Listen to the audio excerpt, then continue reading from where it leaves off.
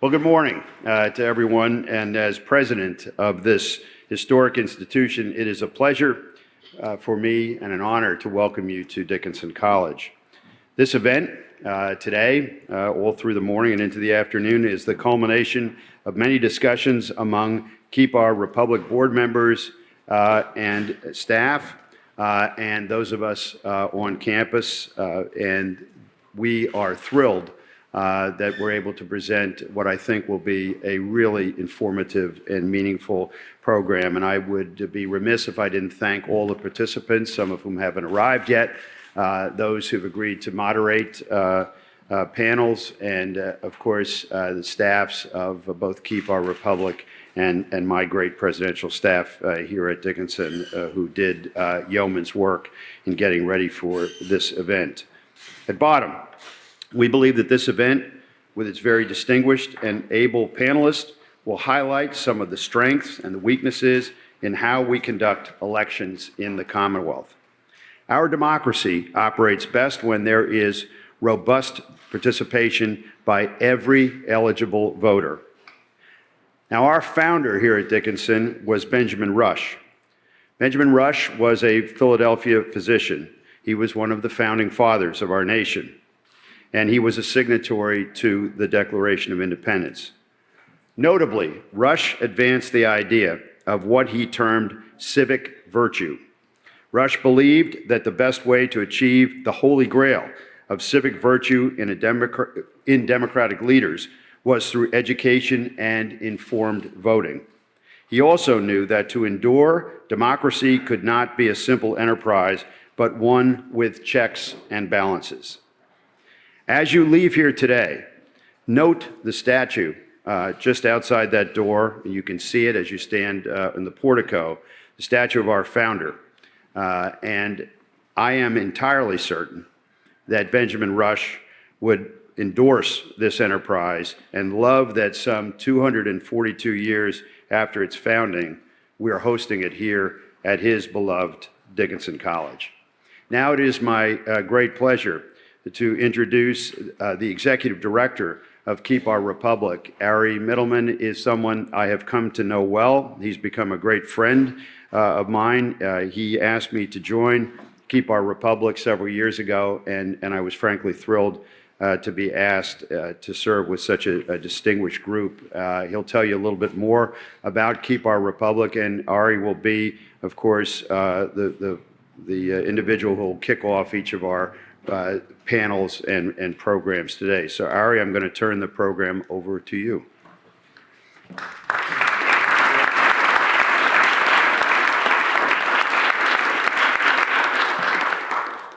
Well, thank you, Judge Joan, for letting us back on campus. And I say back on campus, I was thinking the last time I was here, it seems like 5 years ago, but it was the third week of October, and the German ambassador down in Washington had reached out to our nonprofit. We had several delegations visit our Wisconsin work from the Bundestag and from the EU Parliament, and he said, I want to really understand all these questions about Pennsylvania election law. Can I do a day trip? And I said, I think I have someone who can maybe help you with that. And I was thinking about that on the way up here, as there's major questions about the Transatlantic Alliance, and also looking at Germany and them just having an election just a few short days ago. And at the end of the day, elections are the backbone of our democracy. The rule of law and discussions, realizing that not all of us have JDs in this room, but I think we are going to look at the practical side today. We're going to look at the legal side. And another backbone of our democracy is the press, and I'm grateful that we do have representatives from the media here, and that's a reminder that everything today is on the record. And lastly, I'm thrilled. I just met, I was going to say future voters, but I guess all of you are over the age of 18. There's a good number of Dickinson students here, although I did just meet a 17-year-old also, so we'll talk about why the Pennsylvania Election Code still has, in writing, 21-year-olds can only vote, and how antiquated that is. But I'm thrilled that the next generation of American leaders are here. Our nonprofit has traveled over the last 2+ years to counties large and small across the Commonwealth, partnering with county governments to help demystify election administration, partnering with I think well over 24 bar associations at the county level and the Pennsylvania Bar, to help also just explore a lot of these themes that we're going to touch on today. And as I alluded to, we're also doing similar work in the state of Michigan and Wisconsin. What we know, and for better or worse, I think this is still true, is that a lot of Pennsylvanians have a lot of questions about how their elections are administered. And it's okay to ask questions. That's another backbone and hallmark of our democracy. But I think that some of these questions deserve fuller examination, and that's really what we hope to do. So today, we are going to start with our friend Dennis Owens from ABC 27. Those of you here in the Capital Region, I think are familiar with Dennis beaming into your living rooms. But we're thrilled Dennis is going to moderate a panel that we deliberately entitled The Good, the Bad, the Ugly. But I think we're going to get some really great anecdotes and war stories that are looking backward from great county voices, but then also forward-looking. And I also want to recognize that there are many county officials in the room, and we want to make this and every panel as interactive as possible. So I think Dennis will be in dialogue for maybe 25, 30 minutes, and then we'd like to open it up. And when you do take the mic, maybe just introduce yourself and where you're hailing from. It was really heartening. I met folks who've been going since like 4:30 this morning from Western PA and from New Jersey and places in between. So thank you. It's right, we do allow some non-Pennsylvanians here. There's folks from Washington, D.C. as well. So thank you much. Thank you very much, Ari and President. As I'm looking around the room, it's tough to figure out who can pull rank. I got a former federal judge, current president. I've got county commissioners. I got former judges. I got a governor. I'm not sure who is the lead. We can talk about that maybe at lunch, but it is a pretty high-powered room, and secretaries, I should say, as well. If I could ask the county commissioners to come on up here, who are going to join me. Remember, elections in Pennsylvania, there is not one election in Pennsylvania. There are 67 county elections. Each of the counties have to run them, and that means they get the complaints a lot of times. And I appreciate the green. By the way, let me just quickly say we have Shireen Hess. She's the Indiana County Commissioner and the County Commissioners Association of Pennsylvania President. Kelly Niederer, she's the Home Course Advantage Commissioner. She's the Cumberland County Board of Commissioners. And Karen Barsoom, you're with Chester County, the Director of Voter Services. You're wearing your green. I love that. I am too. Being from Philadelphia, it's you can continue to wear green, although I think you're going to have a tough time matching my socks.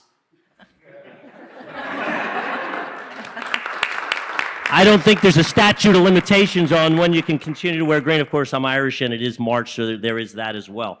Today is the first day of Lent. I think that's a fitting day for us to talk, because on the Lent, you reflect on your life and like what maybe you could be doing better. And that's kind of what we might be probing into today. What are we doing? How maybe can we do it better? And what would the folks who are on the front lines like to see happen to make them be able to do it better?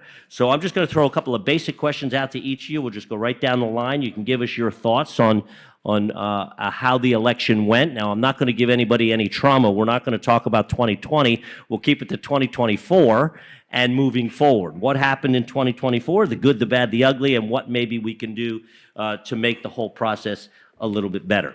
So let's begin. Well, we'll begin with the president, the board president. Shireen Hess, and again, that's Indiana County. Talk about how did the election go for you? What kept you up at night? What were you most concerned about going into the election, and how did it play out? Well, thank you for the opportunity to be here and speak with you today. This is a great honor.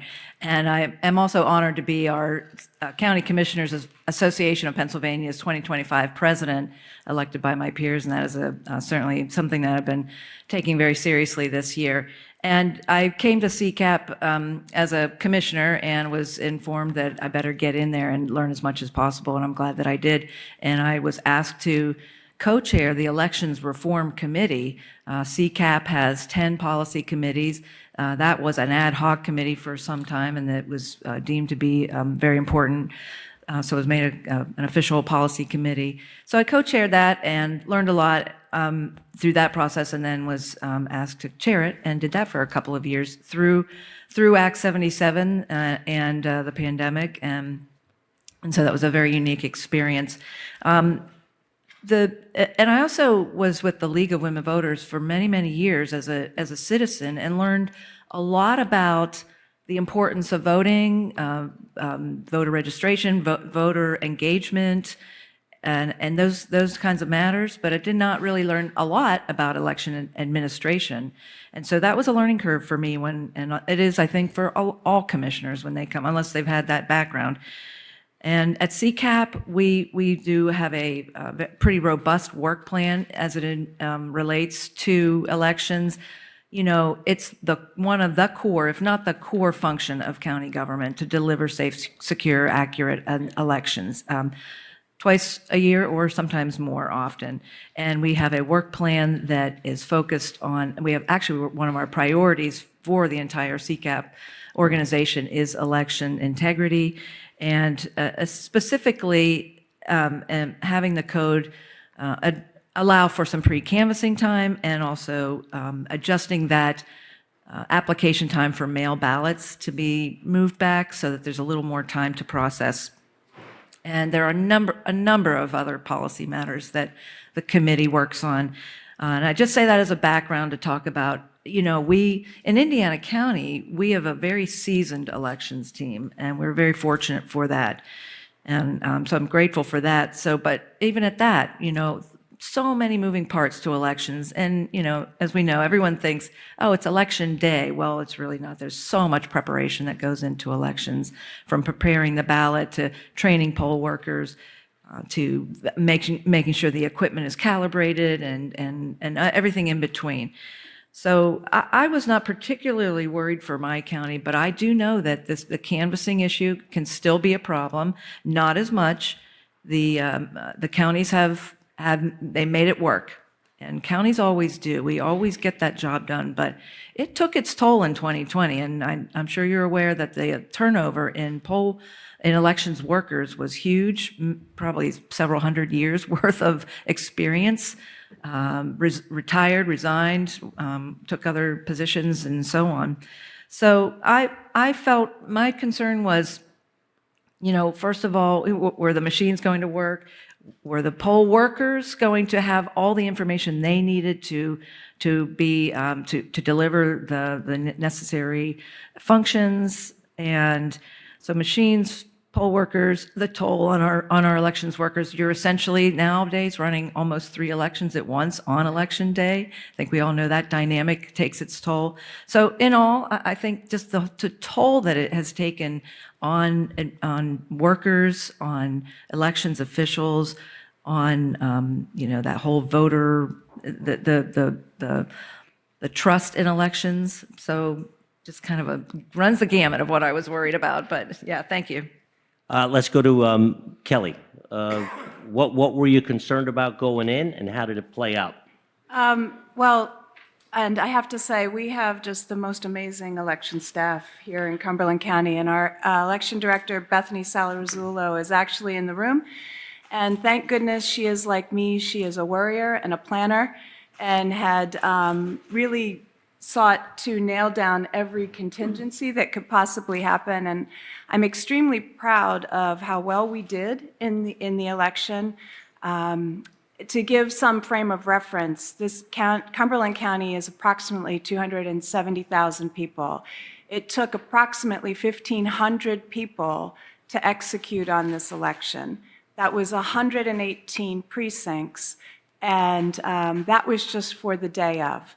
So we were really pleased that on the day of the election, we didn't have any major issues to speak of.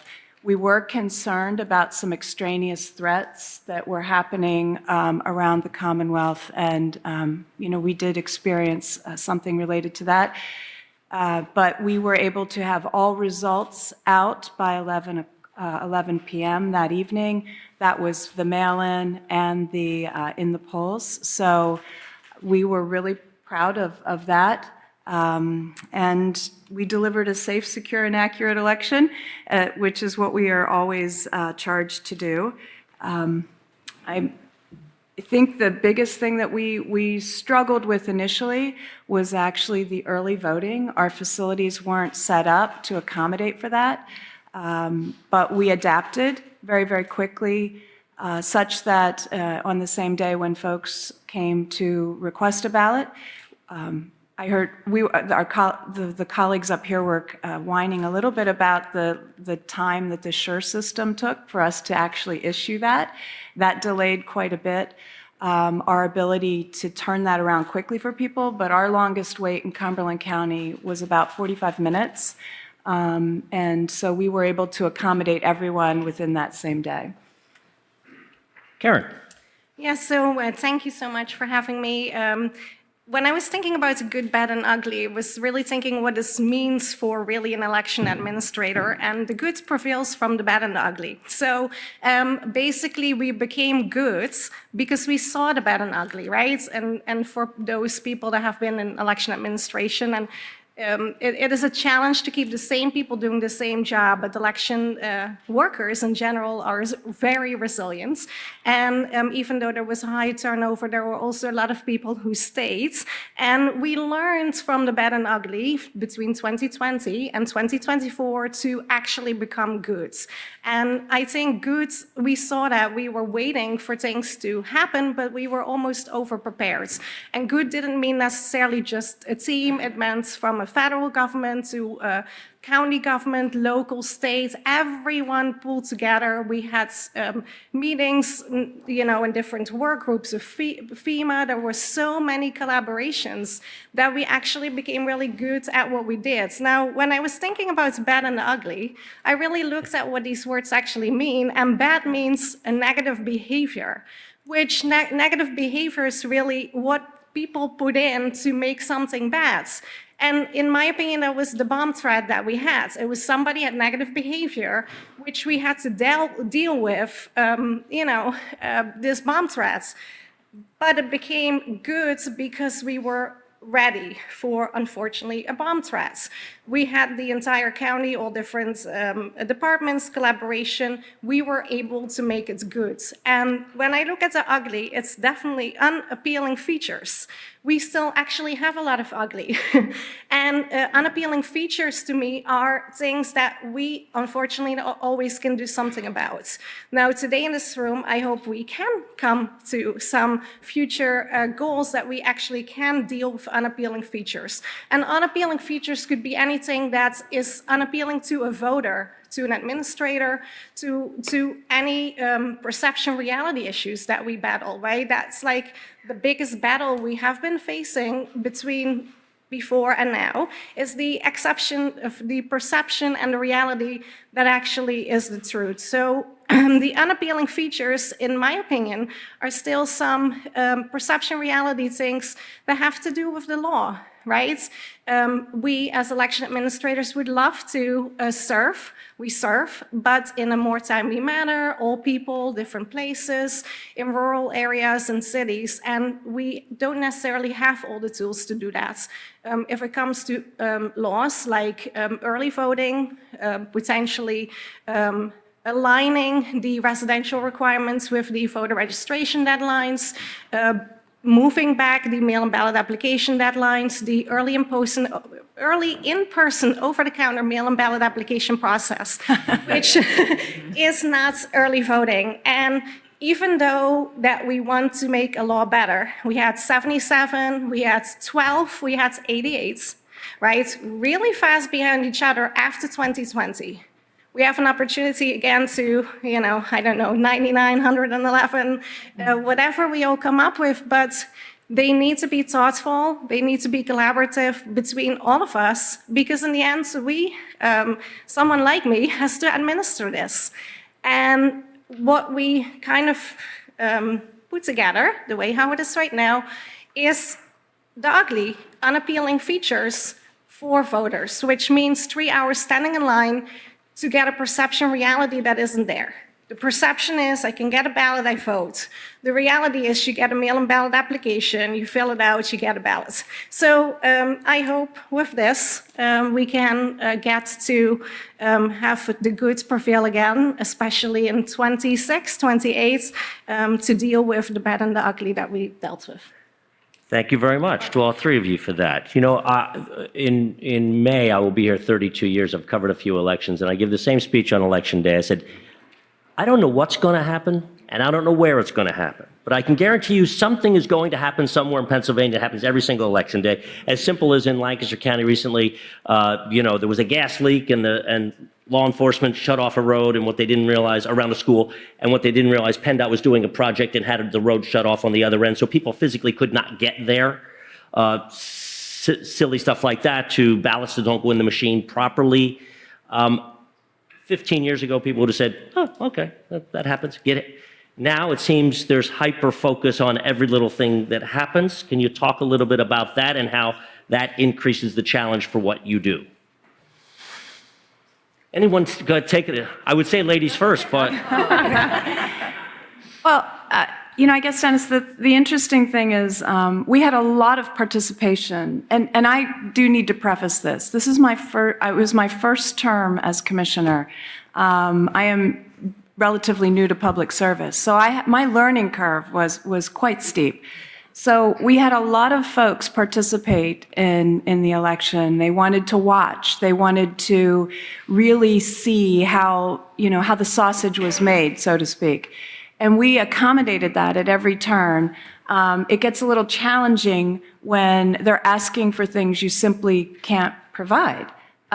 So that becomes a bit of a challenge, I think, when in this day and age, to your point, everybody's wanting to validate that things are being done appropriately. And they are, and we welcome that in. We did have a few challenges that led to potential hearings, and it did create a bit of delay at a time when they were trying to do other things. So we had an overseas ballot challenge that ultimately was withdrawn. We had to prepare for that, and we had another challenge as it related to our provisionals, which again, just because you're down to crunch time, can create issues with implementing on the full election. Yeah, I would say that there were just so many moving parts again. And the saying that success is where opportunity and preparation meet. And so that's the key, is try to, and you laid it out very well, how prepared you can be. I don't know if you can be over-prepared. It's better to be that way than not. But the climate is so hot, the temperature is so hot, right? And it was in November. And the best thing that we can do as leaders is be calm and be informative and transparent. And I think it's incumbent on us to reach out and take those steps to try to educate and be there for voters who need that information. I did a little presentation, the top 10 reasons to trust your local elections, and it was it was pretty well received. And there's so many eyes on this process that the notion of fraud, we know this. The notion of fraud is hard to believe. But when you don't have all those 10 things in your knowledge set, the narratives that that people author are incredible sometimes. So I just say communication, and there's a cost to that, but there's also this benefit, and I think it's one of the things that can return results better than we realize probably. So from my experience, I have been in school districts. I have been in cities. I worked for county commissioners. I worked for the county elections office for many years in 2 different counties. I have seen a lot of different things in crime summits and different things I attended, and I actually tried to think of how can I actually turn this all around, like what is needed. And really what is needed is like when you have crime in an area and you have the police officers go in there and get familiar with the people, explain and be a familiar face, that is actually what I thought we needed to do. People need to know who we are. They cannot necessarily trust the whole United States. They can trust Karen in Chester and so on. If everyone gets the word out, what we do, who we are. I branded our departments. We are green wherever we go. I have people filing petitions right now coming in green sweaters to just be as collaborative spirits, right? They know we are there for the community. So we went out in the community, we educated, we aligned the perception with the reality. We invited people to come, media. I worked with many people here in the room about different projects, really to get the word out there and that we want to explain. We created a really good election team. I cannot do it without them. So I was able to become the tour guide. And this sounds kind of weird, but on election day at Central Scan, everyone is welcome, and I am the friendly face in the room, basically explains things. I also can see where my team maybe has a struggle or a challenge, and I can divert people maybe and explain other things and actually make it transparent what is actually happening instead of somebody walking outside, back in the streets, in the communities, on social media, and stating things that are not. So it's very important for me that perception and reality are in line. It is sad that I had to give my team mental health coaching, behavioral, training on how you actually do conduct yourself in front of people, or, maybe you're excited about ballots and outcomes, but you're not going to do high five, and then when it doesn't, you have a distressed face. That all are cues for people that become the ugly. So as an election administrator, even though our focus is on all the administrative tasks, it became another job. It became a coach, a mental health person, how to basically be able to control the narrative of what people perceive it to be. And that is not easy. But I think we did a really good job between 2022 until 24 to get to where we are today. I think people understood everything better. I think there were less stories, and you can learn things from every places. I know in the courtroom, a lot of people narrate what is actually being done to make sure it's on the records. And that is the tactics that we have to use, right? If a truck comes with ballots after 8 o'clock, it is not a conspiracy. These are the ballots that came from the poll. They were securely transported. So I actually last election had people record for social media. It's happening, it's happening, it's happening. And I was standing there. What you see right now is a truck arriving from the other location, securely transported with a seal. You will see green bags coming out of it with provisional ballots. And then they were like, do you want to say what is happening here? I said, I think you heard it, right? So the job became so different. It is a challenge, but it's actually an exciting new challenge, right? So, Well, Groundhog Day was last month, but I feel like we've been talking about pre-canvassing and that timeline on mail-in ballots for many, many years now. It seems like a no-brainer, easy fix, but for some reason we haven't been able to fix it. I want to go down the line, and we're going to open it up for questions. People can ask some questions as well. And since the Secretary of State just walked in, so what would you like to see improved both at the legislative level? How can we make your life easier? And what could the state possibly, you got his ear, what could the state possibly be doing to make your job easier and to do better? And by the way, I have talked to some, talking about from 2020 to now, the pre-canvassing issue is not as big an issue as I'm told, is because we know now how many machines and how many people, we know what we're going to be dealing with, and we've gotten better. We now understand the monster. We know how to slay it a little better. Yeah, Dennis, and I think I'll take two easy asks, I hope. The language around drop boxes needs to be I think cleared up as to how many and what's the protocol for manning them. In Cumberland County, we had one drop box. We had it manned at all times. We had a sheriff's deputy there and an employee, and it was my job, and I enjoyed it immensely, to say, did you sign your ballot? Did you date it? Did you use the secrecy envelope? And is this your ballot? And only allow one to go in there. So we did that the whole time the drop box was open. And I think that I know we ended up with very few set-aside ballots. And that's just different across counties. And I think when there's a difference, it creates confusion and possibly distrust. And so I would say that about drop boxes, and I would also say that about curing. the language on curing of ballots, and in Cumberland County, we elected not to cure ballots, but that was varied across the counties. Was Dauphin County, which is right across the river, and in some places, so it's 100 yards away. They did get, and curing, by the way, is when somebody will call you up, say you didn't do this appropriately, do you want to come back in and redo it, for want of a better term. So those are two voters 100 yards apart getting treated differently. Correct. And so you want to see specific language, and on the drop boxes, you can have one per 100,000, or just come up with a formula.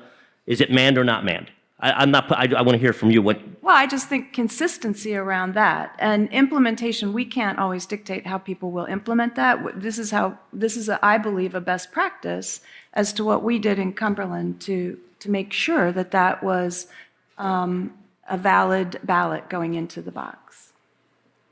I think that uniformity is vital. And so if the code can be, can reflect that, okay, whatever it is, counties will implement it, whether you agree personally or not with it. We just need to know what it is. And as an association, we are welcoming any type of communication that we can have with our legislators about this, because what they decide affects us so deeply. I agree with what you've mentioned. Those types of things, curing and secrecy envelopes and so on. But I also would like to talk about election security and the technology that goes along with that. The code doesn't really address those matters too well. So I think that would be another thing that would be very helpful, is to talk a little bit about that. And polling place accessibility, I think, is another matter that needs would be helpful to us. And then post-election, there's a lot of things that happen post-election that also come into the conversation that relate to integrity. And we talk about risk limiting audits and the other kinds of audits. I think it would be helpful to have some clarity around, well, what is exactly required, and also some training and some clarification about why risk limiting audits are so important. And there was one other thing, it slipped my mind, but that's enough. Just the money, the funding for these things is expensive now to run elections. So we are grateful as as any county official. Yes. We appreciate the money. Thank you. So everything the commissioner said and more. I think the secretary is very familiar with our really long list, but a few things that I want to make sure is that we have the tools to actually operate the law. And we have some challenges, right? We have some challenges with potentially expediting processing in the current system. So I know that the Department of State is working on that. But in order to implement a law, it doesn't come with a standard operating procedure. And in order for an administrator to administer elections, we need to dissect the law with our legal team and actually interpret that into a standard operating procedure. That doesn't happen overnight, right? And we need to see how much that costs and what we need to buy and how we have to train our staff and poll workers, and anticipation for what people are going to see and how this all works. So that is a big thing for me. Work with us when new laws are going to be implemented. Because if you tell me next week there's going to be early voting, I said that sounds really lovely because I might not have a 3-hour line, but it still takes 10 minutes to process one person. So there's challenges. So lawmakers and people who actually administer elections should very well closely work together, maybe phase in some things, look at the logic order in which things are going to be implemented so they actually make sense. And then if they are in line with the Department of State's rolling out the tools for us to be able to actually implement that. And another note, I do like uniformity, don't get me wrong, but we do know Pennsylvania is a very large, diverse state with a lot of different communities, and certain areas have more funding than others. Some I wouldn't say clientele, the people that we actually serve might have different needs, or one needs an electronic poll book and for the other one a paper poll book would be fine. So I think if departments of state would make a uniform book that would state the minimum requirements, then if counties want to fluff it up, which we kind of are known for that, sorry, then we don't have to give less expectations or take things away that are currently existing. So I think it still has to be a model where cities, counties, different rural areas can roll it out in a different fashion, following the law, but scale it up, scale it down, see what voters anticipate. I know there are mandates and there are non-mandates, but some people expect that. And if the taxpayers expect it and they want to pay money for it, then that should be able to be done. Like that's kind of my... Very good. And I think we have a microphone over here, and we'll take some questions from the audience if anybody is interested. But oftentimes in our newsroom on election night, we have some folks saying, why doesn't the state just mandate, here's the system you're using, here's the way we're doing it? That would be uniform, by the way. Talk about why we can't have that type of a situation. I think it was Erie that had a different type of ballot, different vendor for their ballots, which was not working appropriately or something. Why not that? And it might be a basic question, but why not? I don't really know that I have a great answer, other than it does not seem to be in our blood. As people that have multiple municipalities within multiple counties, within the way our government is structured. So if I may, I don't think necessarily it's not non-uniform. There's 5 in 2019. There were 5 election vendors that all were certified on an EAC and a state level with the uniformity in its features. So, but I don't think necessarily it's the features and the uniformity. They are all certified with the same mandates. The voters perceive it to be different. So we need to go to the core is what is there? A paper ballot can look legal size, letter size, ledger size, all these other different things. That doesn't mean it's different. A tabulator could be a circle or a square. It doesn't mean it's going to tabulate in a similar fashion. So I don't think we should focus on who has which vendor. We should focus and communicate to the voter. Step 1 is circling the oval, or an 885. Step 2 is this, and step 3 is that. And it should never be one. That would be probably not good for the markets. And then we are going to be in a trap of where one person has too much power over our system in general. And this is why all states have different systems to be less vulnerable. So I think, in my opinion, for Pennsylvania to be less vulnerable is not to be all using the same system. If there is one system update, like one software update that we all have to adhere to, and one thing goes wrong, that means the whole state will have a disaster election. But if a certain percentage of the states actually can leverage that, and that's why we need to emphasize there is an emergency process. It might look different, but the outcome and the reason for a process is the same. And I think that's what we need to focus on. And that, again, is perception reality. I think that decentralization is vital to integrity. Despite the challenges, the outdated provisions of the code, the gaps, all the challenges we face, when you have a decentralized function, that is where you're going to see your integrity really come to play. Quick show of hands. How superfluous and unnecessary is the outer date if all other things are followed appropriately? You knew I was going to get tough at some point, right? But well, and I think how we saw that play out in Cumberland County was it becomes people filing appeals because of the set-aside ballots that were not dated, and then it becomes, they're just making an issue at a time when we can't really afford to secure the courtroom, prepare for a hearing, and go through all those things. So the state did try and make it easier. They completed the year on the date, so I believe that was helpful. they spotted them 2 of the numbers. Apparently people messed up the other 2 somehow. Yeah. And I believe some of the things that we put in place really help to reduce the number of set-asides on that issue. But it is an issue, and people feel very strongly about that. Yeah, from an association standpoint, we don't have a stance on that, but we just would welcome some clarity about it.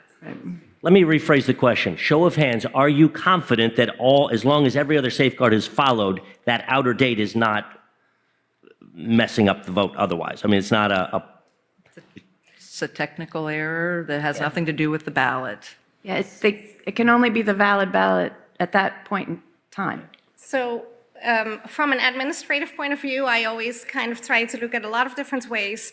Somehow, we would need to be able to identify that the envelope presented is an envelope from this particular election. It doesn't have to be the voter's date. It could be some kind of code mark that an administrator puts on it, because here we have the surrender of ballots at the poll, and if your envelopes look identical for the primary and the general, they could surrender their general of a primary and double vote for the general, because the poll workers would not know which envelope it is. And I always tell the poll workers, do not just take an envelope, have the voter open it up, look at the header, and identify that it doesn't say the primary because somebody left it in their glove compartment box. So to try to prevent fraud, I'm not talking about the voters and if this vote is valid. From an administrative point of view, at different parts of the process, we would need to be able to identify that the envelope that arrived is of the election that is going to be conducted. Now, certain counties, and now we talk about funding again, do have very nice devices like Carlisle Votes and Blue Cross that actually can read the barcodes and identify that it is of the election, because the codes are different. But we always divert envelopes from previous elections. So I think it's important to know that poll workers would not have fancy barcodes readers and scanners. They would need to know that they surrender an envelope and ballot of this election. So there should be an identifier administratively. I'm not talking about the voter signing a date. just dawned on me, and I don't know if it did on any of you. She knows a hell of a lot about elections. Wow. Thank you for that. Any questions in the audience? Let's get to some of those. We have one back there. Thank you, Dennis. Bob D'Souza, Eckerd Siemens. I actually have a question for you as the moderator, as the only person on today's panel that actually is media. Was my observation that 2020 compared to 2016, groups like Keep Our Republic and many others, there are many other groups represented here, did a concerted effort to not only educate the public, but educate members of the press corps on the system. So in other words, a perfect example is your question. You happen to know that counties do elections and that if it's not prohibited in the code, there's nothing wrong with Cumberland doing it one way and Dauphin. So in other words, you didn't report that as a fraud, a crisis, et cetera. What I just wanted to know is, was it your observation as well, having been around the block a while, that there was a more of an effort with this election between the Commonwealth and various entities to educate reporters on here's, as cumbersome as it is, here's how our system works? Well, there absolutely was, and I'm looking at Governor Corbett here and President Jones, and they did a number of things here as well. Al Schmidt, you're going to hear from in a little bit, and I will tell you, our station, which is our parent company, is Nexstar, which has 6 stations across Pennsylvania, all the markets. We collaborated on a year-long project of trying to we wanted to get more people vote, more people registered, and more people participate and educate them on what was going on. So I do think there was a great outreach, and it does come, and by the way, kudos to Al Schmidt, because he's always available. Whenever we want to talk about election-type things, he goes out of his way to do that, to make sure we're getting proper information, because information is the most important thing, and misinformation, as these three have talked about, leads to some bad perceptions, and as you said, perception a lot of times is reality. So we just need to continue to say, okay, like I was talking about with the hiccup in Lancaster or the hiccup in here, hiccups happen too. That happens. I can't tell you what's going to happen next election, but I can tell you something is. That doesn't mean there's anything nefarious. It doesn't mean anybody's doing anything wrong. It means circumstances. And I think everybody needs to realize, first of all, when I get questions, when we get a lot of emails of fraud, I said, go volunteer. Before you start complaining, go volunteer to be a poll worker one time. first of all. We need them, and you will get an up-close view as to how it works. But we hold elections largely dependent on volunteers or low-paid folks who do it twice a year. You know, that's just our system. That doesn't mean anybody's doing anything wrong. And oh, by the way, they are your neighbors, they are your friends, they're your kid's soccer coach. That's the people that are working at polls. So to get that message out is important, and we're doing our best. As I said, I think up until a certain election, nobody really paid attention to the pro forma sausage making that is, elections. Questions? We have one over here. Good morning. My name is Marion Schneider. I'm currently the Senior Policy Counsel for Voting Rights at the ACLU of Pennsylvania, formerly Deputy Secretary of State over elections in Pennsylvania, and I'm a proud Chester County voter. I just want to shout out Karen Barsoom for doing a terrific job in Chester County. My question is for CCAP. Commissioner, do you have any information on the wait times across the state for on-demand mail voting? I'd be very curious. I know there were... Ms. Barsoom said Chester County had 3 hours. We knew there was many problems in Bucks County. I'd be very interested in that. And my second question about mail voting is there an effort for counties to use the U.S. Postal Service Intelligent Mail Barcode for tracking of ballots? Because I know at least, I think Lebanon County adopted it from their printer. This again goes to having printer vendors who can use that. So those are two suggestions. I would love to hear about the delays, and I would love for counties to adopt intelligent mail barcode. Thank you. As to your first point, there were many, many stories about the challenges of that dynamic happening that you described, and whether it was a rural county or a metropolitan county, I think that was experienced. I don't have any hard data on it, but yes. To your second point, I don't have any, as an association, we haven't really addressed that, so. Thank you for the question. If I may chime in, if possible. I think, again, the perception reality, I think we have to be a little bit careful about the wait times, right? Because Chester County has several satellite offices. We provide services to our voters in different places. And I am very data-driven. I like to make decisions on data, and I like to understand why certain people behave a certain way. So I actually took the time with my staff to go through the probably 10,000 applications and map the zip codes of their residents to the location they went to see if there was behavior. And then what I had the team do is I look at the emails and see if people actually are interested to come to other locations than our office.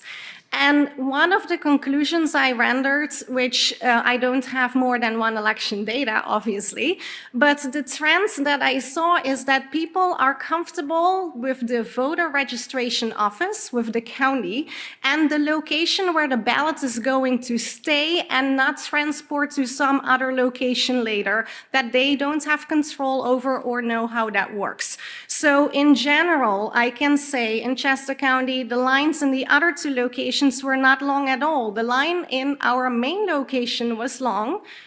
We tried to divert them to other places, but constantly we received the same feedback. You are voter services. This is your building. I know when I gave the ballot to the Board of Elections in this building, it stays here. It will stay safe and secured. It doesn't mean that we don't transport it securely, but that is the perception people had. So looking at the zip codes and where people traveled from to go to our main office where the 3-hour line occurred shows that people are willing to travel for security and perception and reality. This is a very important detail to know when we talk about early voting, because we can have a lot of early voting locations, but where do people feel comfortable with? It might be just one location with a PennDOT service window 23, right? Instead of 23 locations where you have 23 lines in one location. I'm just saying the behavior of people is out of fear, and they still like to wait for 3 hours for security. That is what I saw. In the interest of time, we have time for one more question. We got to meet. Of course, we got 4 hands, and I got one question. Okay, who do you want to hear from?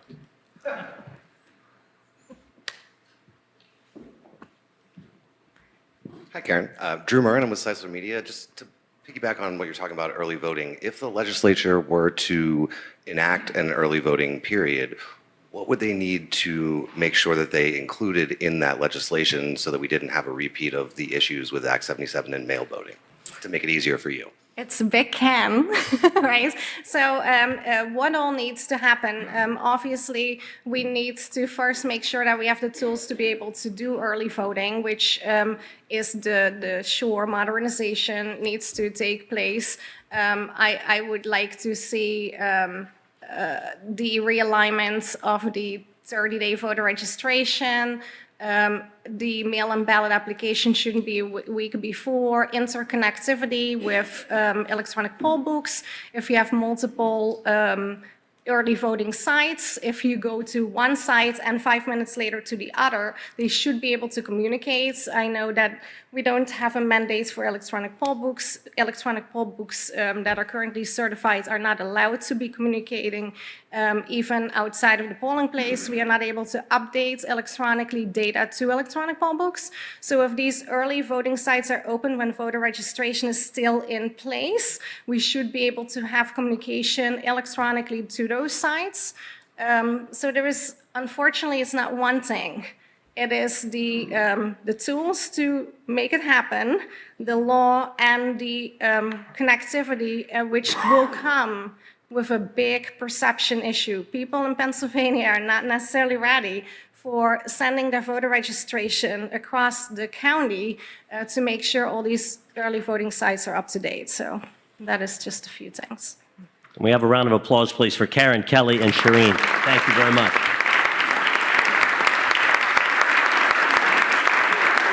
And if I could just do one final point on how dedicated these folks are that I've experienced. Julie Wheeler, there was an issue with some registration. I forget the specific issue, but all I know is she FedExed a ballot to a fellow in Washington State who was a York County voter. He FedExed it back. His vote counted. She made sure of it. Now, I'm sure you're not happy that I just said that you FedExed some so that anybody thinks you're going to be FedExing ballots anywhere. But I bring up that story just to point out the dedication they have. They do want every vote to count, and they do want to, they take this very seriously. So, ladies and gentlemen, thanks so much.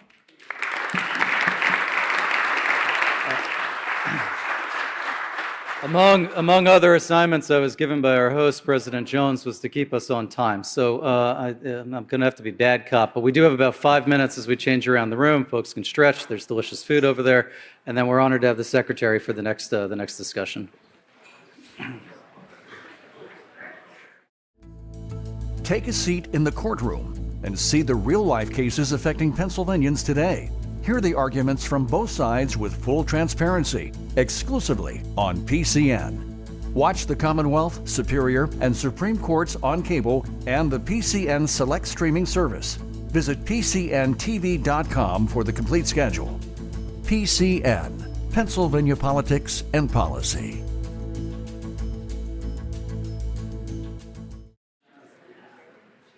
So we're really fortunate to have the secretary here for the entire morning to join the discussion and to share with us his thoughts on the same question that Dennis posed: the good, the bad, the ugly, looking backward, and lessons that we can learn. And we're equally fortunate to have Carter Walker, who joins us from Lancaster County, but is an incredible journalist. I've had people in my travels around Michigan and Wisconsin and all around Washington, D.C. reference Carter's work. So Carter has tremendous insight and can get really nuanced, I'm sure, in the questions. I think we're going to do similar. So about 20, 25 minutes of conversation between the two of them and then questions from the audience. Carter, the floor is yours. Thank you, Ari. Thank you to Keep Our Republic for having us here. It's a pleasure to host this conversation with all you folks that know so much about election law already. For those who don't know me, my name is Carter Walker. I'm a reporter at VoteBeat. We cover election administration and voting around the country, and here in Pennsylvania, we partner with Spotlight PA. Secretary, thank you for being with us here today to talk about the election code. I know that's a subject near and dear to your heart. So I'd like to start where Dennis started. If you could just take me through what were the things you were most worried about heading into the election, and then what most surprised you on Election Day and in the weeks after. If I can also just take a moment, I really appreciate the work that Keep Our Republic has done these past few years, and one of the reasons why I think this election went so smoothly.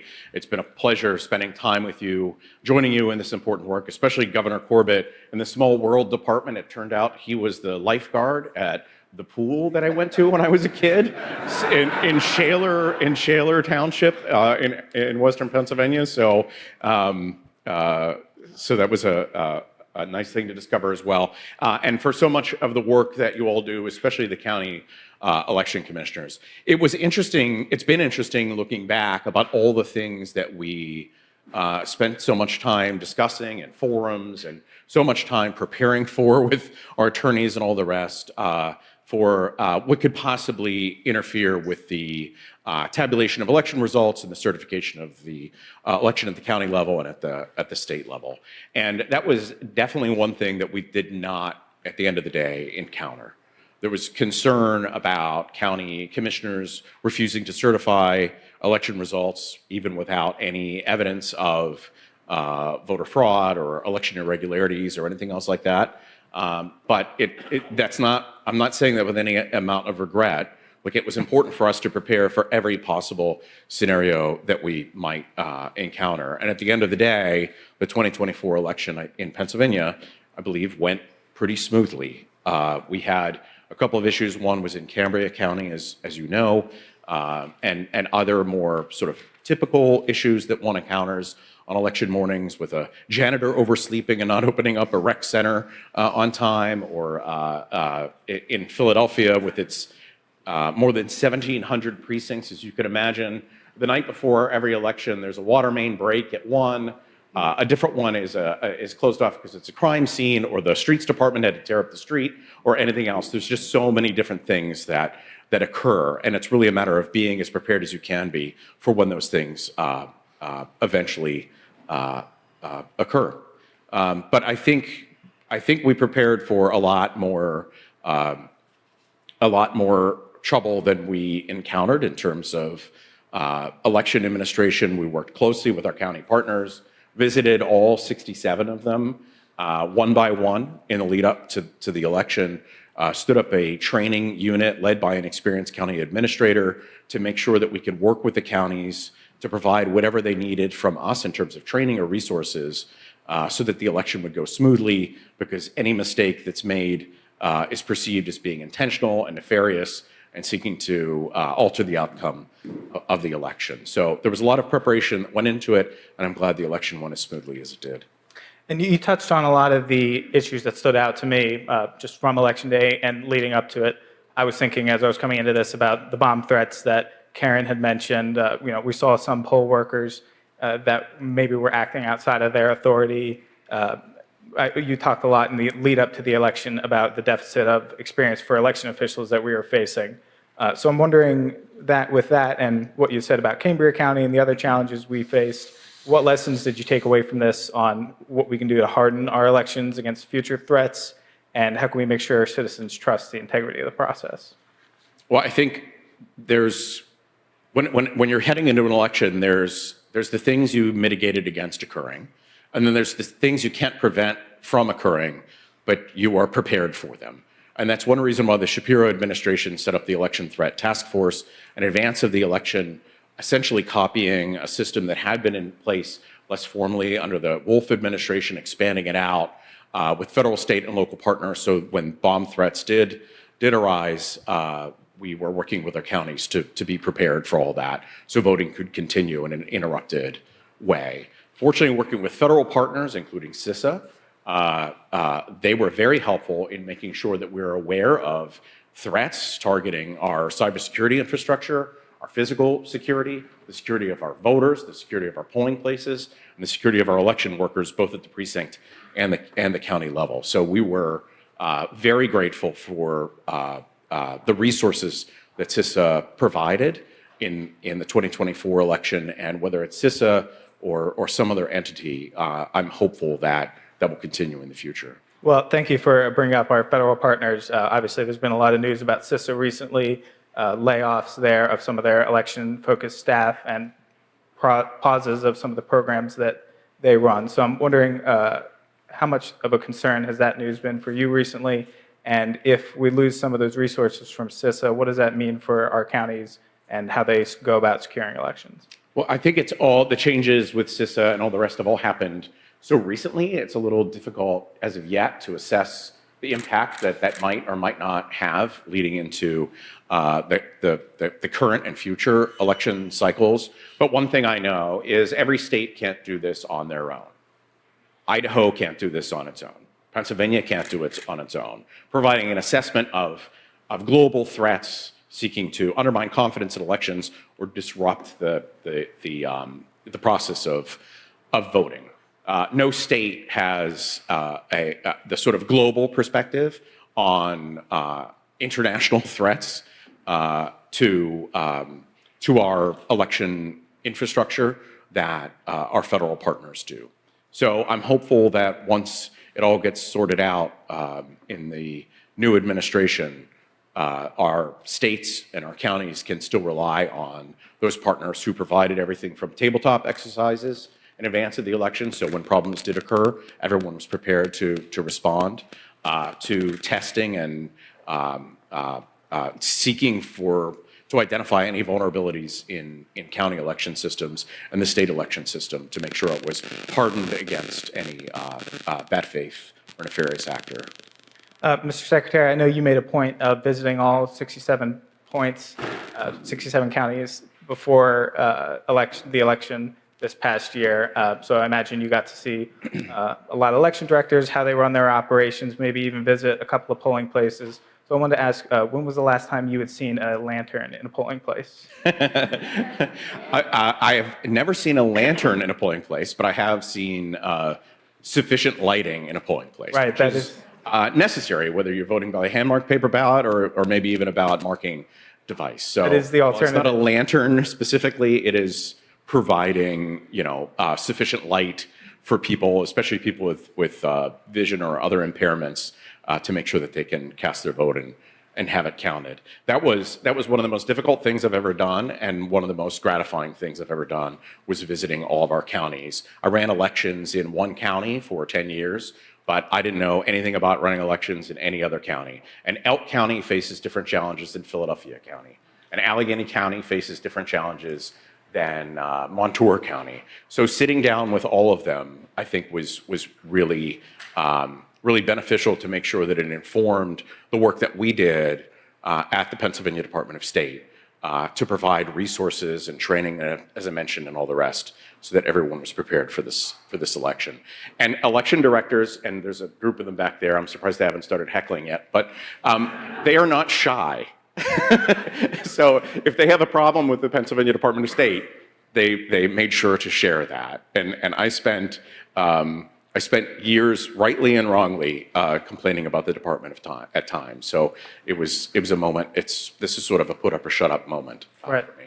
Well, I know one of the common challenges that they face is just the age of our election code. It has a lot of things in there that apply to how we used to run elections.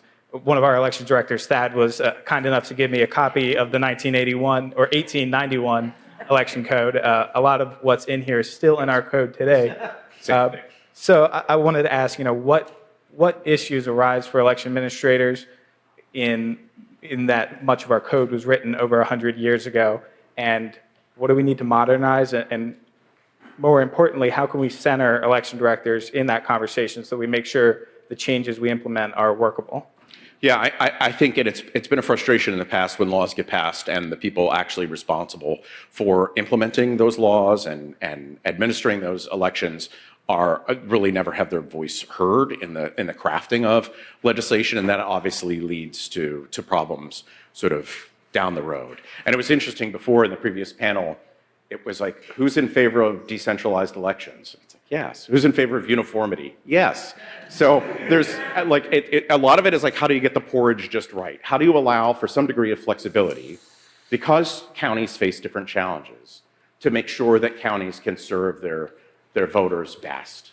But also, how can you make sure that you're you're strengthening confidence in the system so that all voters are treated equally, and a ballot is not counted in one county that is counted in a different county. And I think that does harm to the system.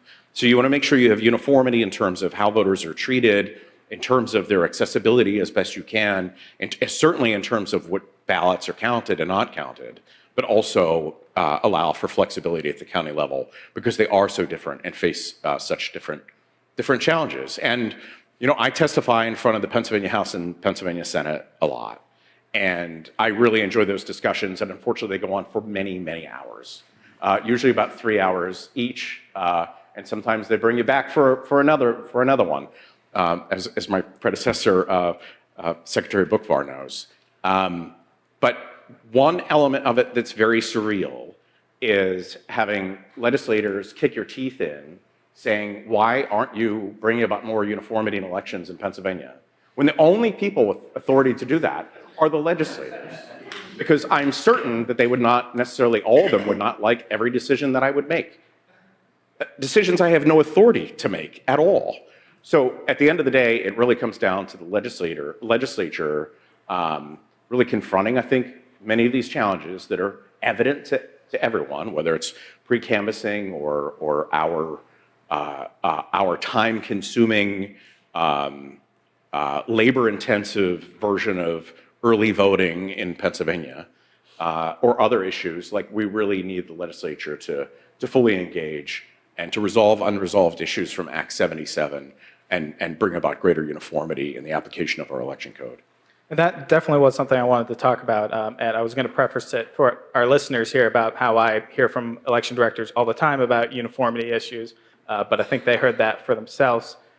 I thought what Karen had said was really interesting about, could we have the secretary set some minimum standards?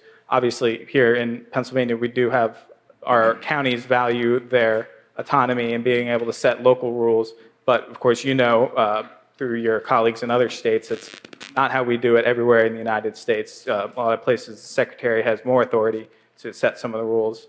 Do you think that would be a way that we could solve some of these uniformity problems? Perhaps give the secretary's office the authority to set, okay, if you're going to do curing, this is how it should be done, so we don't have 5 or 6 different versions of it. In my experience and speaking with legislators as well,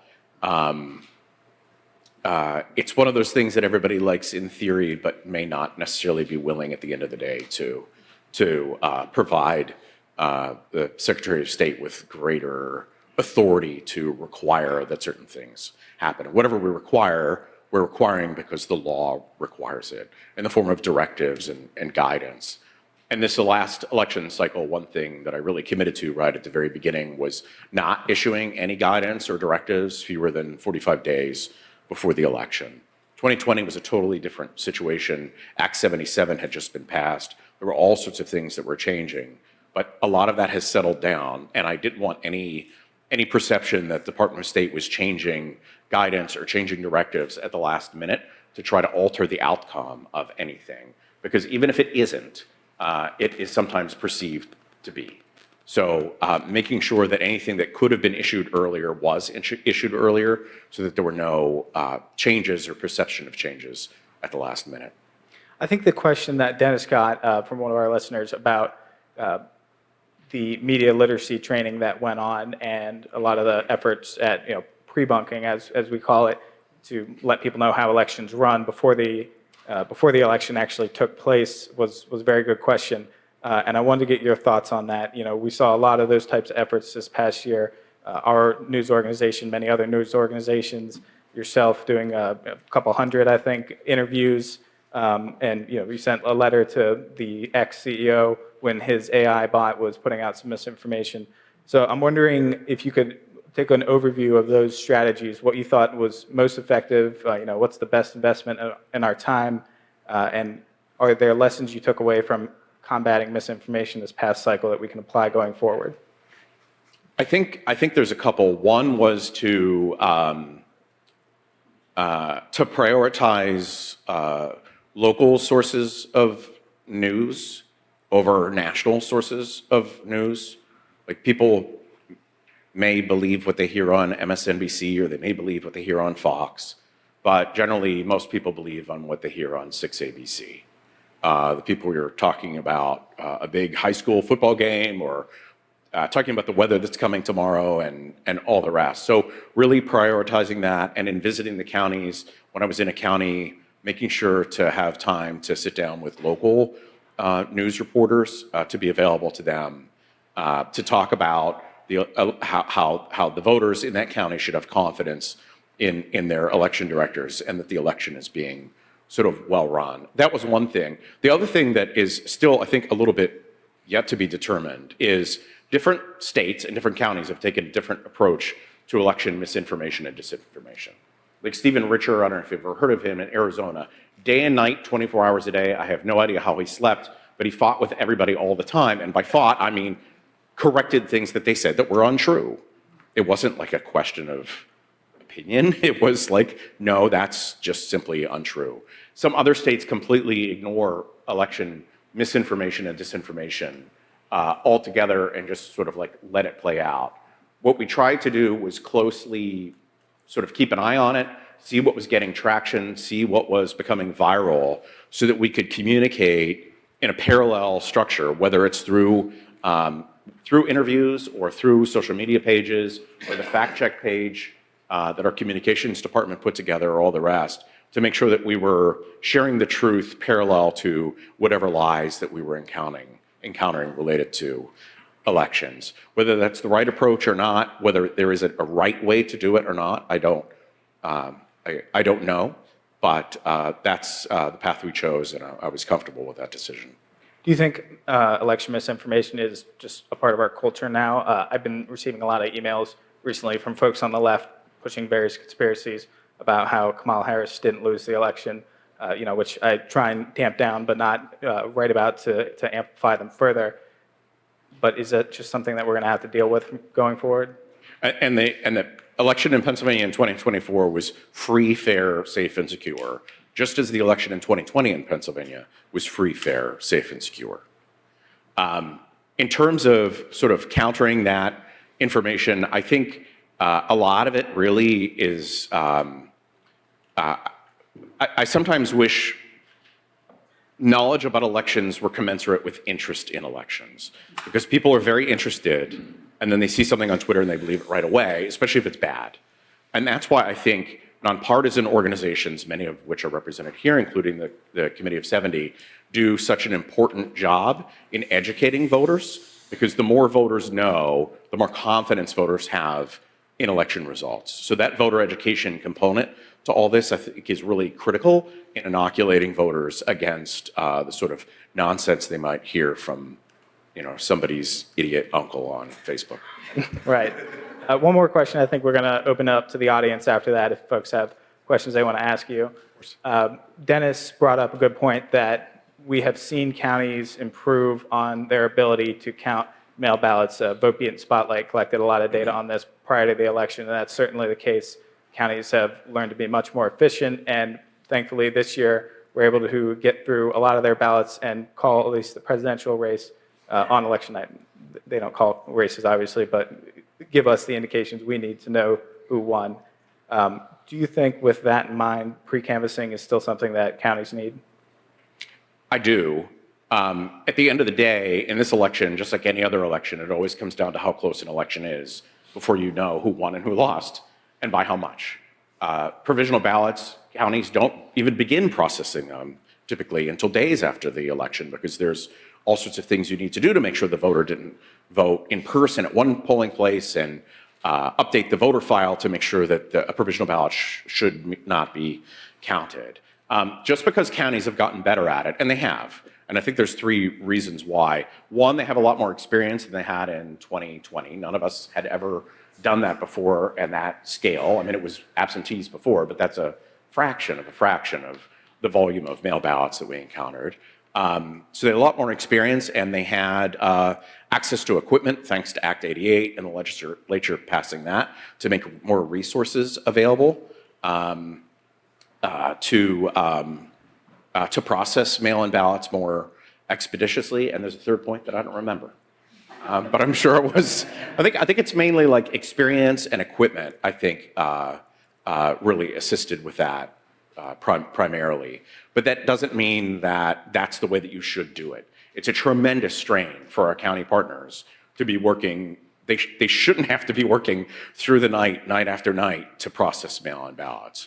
There are better ways to do it that other states do, red states and blue states. There's nothing partisan about it at all. It's never been an issue with pre-canvassing in any other state that I'm aware of. So the idea of looking up to Florida for how to run elections is nauseating to me. No offense to our colleagues in Florida, but like Florida has pre-canvassing. Plenty of other states have pre-canvassing.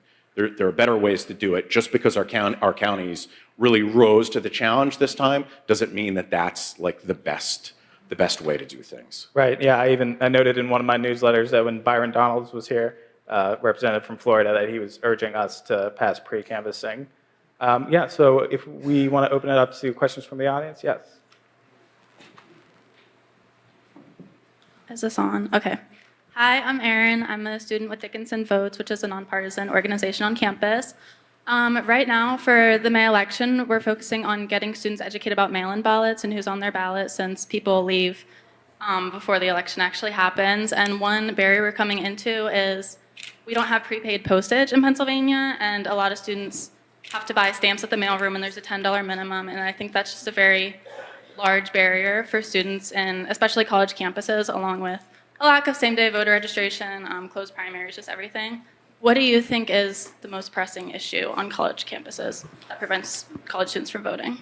So, and we saw issues. First of all, thank you for the good work that you do, and I know that you do here in Dickinson to register voters and register other students and to make sure that they're prepared for the election and make their voice heard. It is a challenge at universities and colleges throughout Pennsylvania, issues with addresses, where a ballot gets sent to, when it's not necessarily an address that the voter registration system recognizes. We have a special assistant at the Pennsylvania Department of State who, after this election, I put in charge of going around and meeting with the colleges and universities and the counties that where they're home, to make sure that we can provide some sort of best practices for how that should be done. I can't tell you how many places I've been, or even visiting some counties where county commissioners don't understand why students should be allowed to register at the county. But they are entitled to do so as residents of Pennsylvania and going to a college there. So it is a unique challenge. Also, the whiplash that occurs in presidential election cycles. Like, I don't know if you saw a lot of lines here, but I know in Philadelphia County, in a presidential general election, there are lines literally blocks long of students showing up to vote because those precincts are so big, and also because so many of those students have not registered to vote at their new home, but want to register to vote at their new home. So they wait in line for who knows how long to get to the counter, and they're not registered, but they should vote, and they vote by provisional ballot, and that extends the lines even further. So the more education that your group does and others do to make sure that students know that they're eligible to register to vote, and if they don't register to vote here, that they take advantage of the ability to vote by absentee in their home state. You said you're working with county partners as well, right, to make sure that they know the obligations. Obviously, we saw that as an issue last cycle. We did. Other questions? Yes, right here. Hi. Thank you, Secretary. I'm Maya Camo. I run a federal government affairs advisory firm. And I'm curious about whether, I don't know this, so I'm asking you, whether the federal government has seized yet DMV or voter registration accounts here. And if that's laid out in Project 2025, that will happen shortly after the CISA cuts, which have already occurred. And I wondered if there's a plan to fight that, if that happens, or, well, one, has it happened? And two, are you anticipating that happening, and what would you do? It hasn't. Hasn't I'm happened not exactly yet, sure okay. what would be meant by seizing. Having access, direct access to DMV records and voter registration records at the state level, so that they... No more or less than the federal government has had in the past. I haven't heard of anything like that related to Pennsylvania. Fortunately, the Shapiro administration in September 19th of 2023, I think, passed or implemented automatic voter registration in Pennsylvania, so that when a voter shows up to update their driver's license or to get a driver's license or change their address or name or whatever else, they have it's set up so that they can more easily register to vote. They can opt out of it if they choose. No one is being forced to register to vote. But thanks to that process, we've seen a significant increase in the number of new registered voters as a result of AVR. And every bit as importantly, the data is more accurate, so that when it does go to the county, the name is correct, the address is correct, all of that is correct, the voters verified it. It's not a clerk working for 12 hours trying to decipher whether that's an 8 or a 6 in somebody's address when they're manually inputting voter registration information. So fortunately, I think AVR has been a terrific success for Pennsylvania, the Shapiro administration. I'm glad they did it. Okay, thank you. We're going to go to Thad right here and then over here. Not sure how many more we have time for, but Thad. Secretary, I'm going to give you a lob here. Can you talk a little bit about the early voting design you were talking about at the hearing earlier, where you talked about Maryland's model for how they do it? And also, can you discuss the abomination that is our transfer process with voter registration and why it's such a bad thing? Yes. This is not a setup question, by the way, even though it sounded like it. It is evident that Pennsylvanians embrace the concept of early voting. We saw in 2020, this was an issue that a lot of urban blue counties encountered, but this time it clearly spread to all counties, red and blue alike. And the only difference is in some of the bigger counties, and I ran one of them, I had 125 full-time employees working for me. I could surge 20 people to help manage lines and all the rest. In most of the counties I visited, it's 1 or 2 people all day. And they're dealing with voters all day, processing mail ballot applications in, as I mentioned, the most time-consuming, labor-intensive way possible, where it takes 15 minutes to process every voter, and there are many dozens of them showing up and perceiving it as being early voting, an expectation they could walk in, vote like they normally do in advance of Election Day, and leave. So there's a big gap between what voters expect, and it's one reason why I've always been so hesitant to call it early voting, is because it leaves voters with the expectation that they can show up and cast their vote in the regular way that they're used to, when in reality it's in-person mail ballot voting. So plenty of other states do it differently and do it better and process voters more expeditiously without compromising the integrity of the process at all. And I think we should look to some of those other states for how we can adopt something similar, since it has been so widely embraced. And this election cycle was so widely embraced in a bipartisan way. I think at the end of the day, we even had more Republicans vote using that method, even though it's voting by mail. It's voting by mail in person than Democrats by a small number. But it's clearly widely embraced. Pennsylvanians absolutely want it. It's unfair to our county partners to have to carry that burden with the disconnect between the perception of early voting and the reality of how it is in Pennsylvania. And the problems with transferring voters from one to another? Yes, we have a curious system where the previous county has to release the voter prior to them being registered in the new county. So if I move from Philadelphia County to Allegheny County, or actually move from Allegheny County to Philadelphia County, Allegheny County still needs to release the record before I'm registered in Philadelphia. Okay. And one last question quickly. Good morning, Secretary Schmidt. So I'm a student in high school. I'm probably the only person in this room that isn't old enough to vote yet. And with this past election, I saw in my school that there was not a lot of information for students who are eligible to vote, seniors above the age of 18 and older, on how they can vote, and with their, through the school or like the school notifying them that they can do this. I was wondering what the department could do, if they could make work with legislators or some sort of program to let high school students aware of the requirements for voting and how they can register for it. Yeah, and student groups play a very important role there, and I think I spoke at your school. about it, and when I was city commissioner of Philadelphia, spoke at dozens of schools every year where I would either teach the history class to seniors all day and use it as an opportunity to talk about the importance of registering to vote, educating eligible seniors about it, and at the end of the class, registering people to vote. But that's just not something I have the capacity to do in the present role, as frustrating as it is, because it was I thought it was a very important thing and something our city commissioners in Philadelphia can and should focus on. But I think student groups and working with them and making sure that they have access to information and materials and all the rest to share with other students to make sure that they know that when they do turn 18, they're eligible to vote. It was the first thing I did when my daughter turned 18 the other day, was register her to vote. I mean, after the cake, but immediately after the cake, it was, happy birthday, here's the voter registration. It was tucked under the cake. Right? Yes. Well, thank you, Mr. Secretary, for taking our questions. And thank you to Dickinson and Keep Our Republic for hosting. Yeah. Thanks for the great work that you do. Thank you. Thank you, Carter. Thank you, Mr. Secretary. We're going to roll into our next session in just about 2 minutes. So if you need a comfort break, please take it, or refreshments, and we'll be getting started shortly. Thank you. PCN is Pennsylvania Politics and Policy.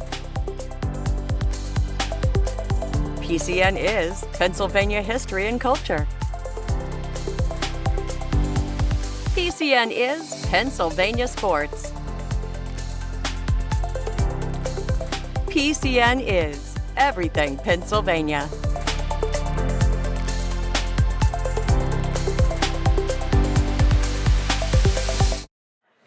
All right, well, the last hour and a half has been incredibly thought-provoking. I'm very much looking forward to this 35 minutes.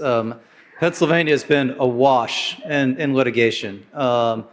We were talking about the Philadelphia Eagles and the Super Bowl. Pennsylvania has really been like the victor. As you look at 49 other states, there's been more election-related litigation than anywhere else in the union. So we've got a conversation between two excellent folks who have such great perspective on this. And for those of us that don't have JDs, myself included, and others in the room, I know it's not going to be heavy on the legalese. So the floor is yours, Judge Jones. Thank you.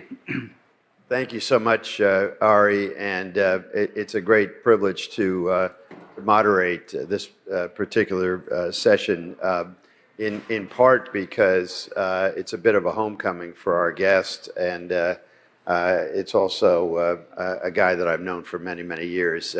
Judge Maslin and I are old friends, and I was thrilled that he agreed to come here today. Maybe we want to shut those rear doors. I'm used to it. It's like a Tuesday afternoon in court.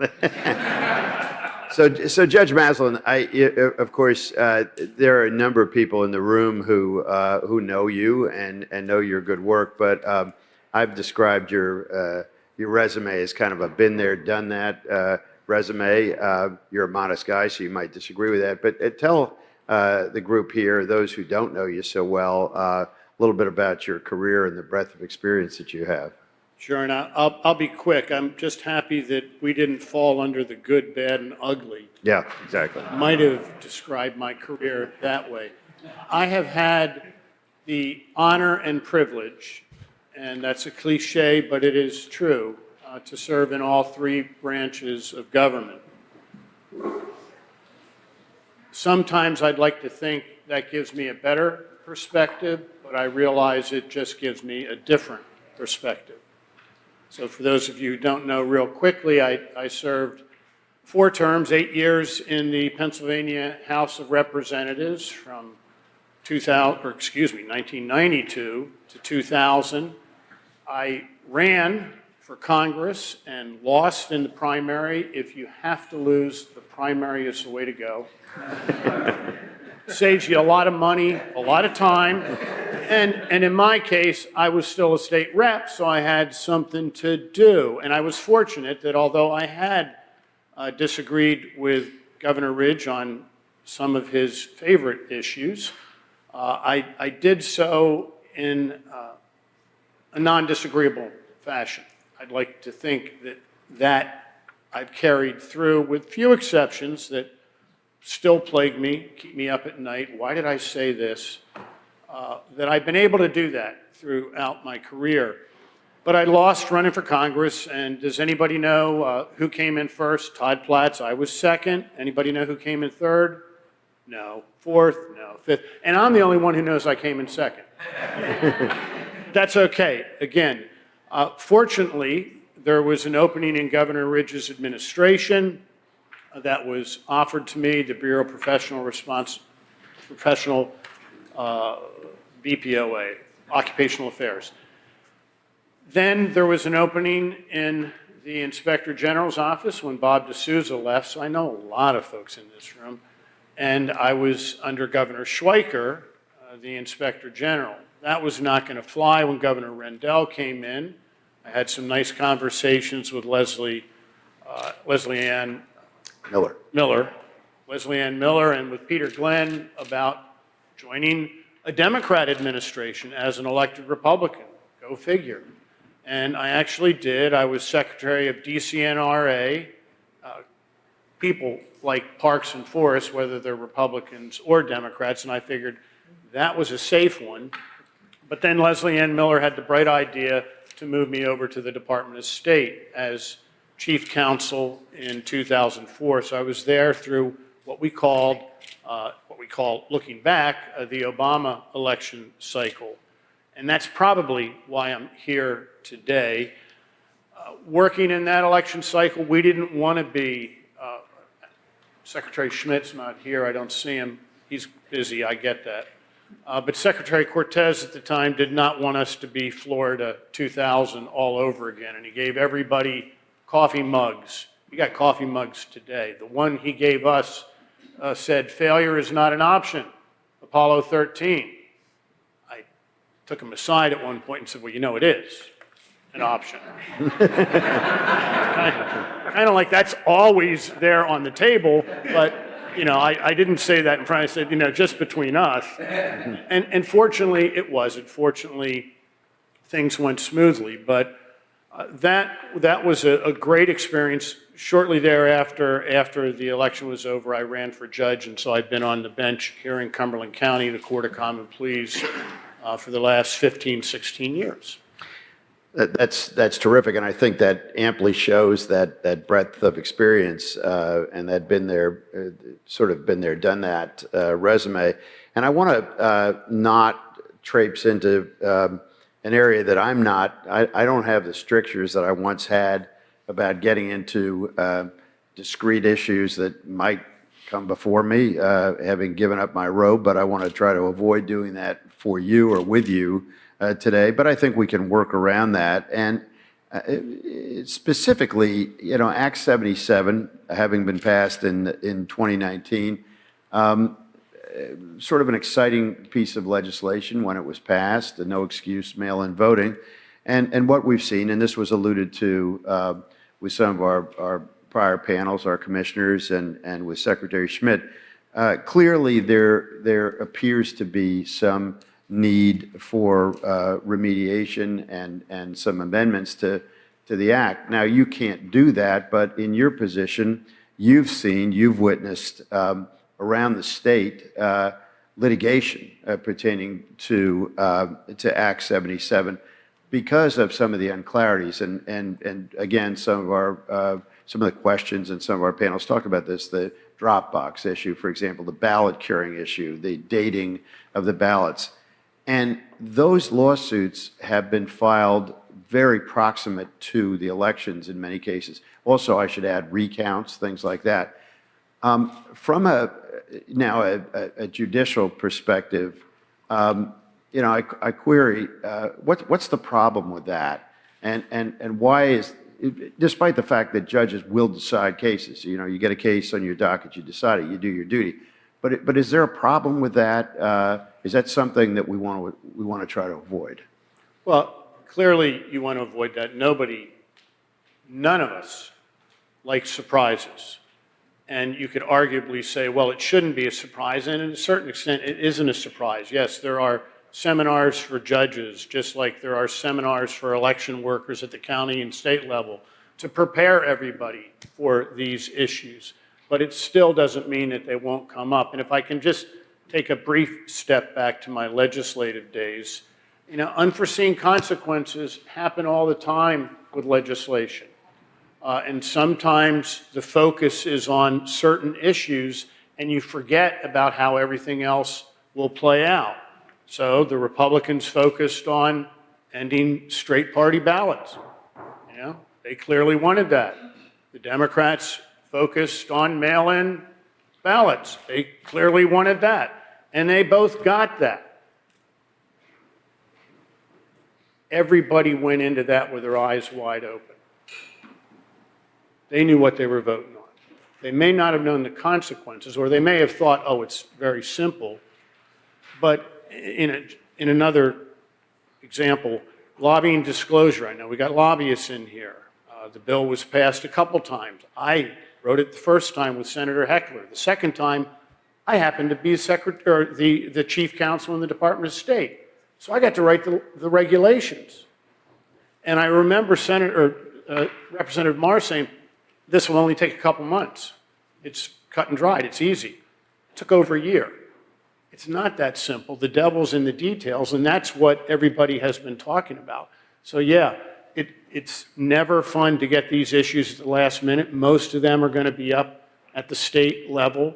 You know, we deal with things at the county level. It's pretty simple. Okay, emergency, absentee ballots, and things of that nature, provisional ballots, making sure that the constables don't do something screwy in the polls, which is almost impossible to ensure. But that's another throwback. I don't know what book the constables come in, but it's pre-Pennsylvania.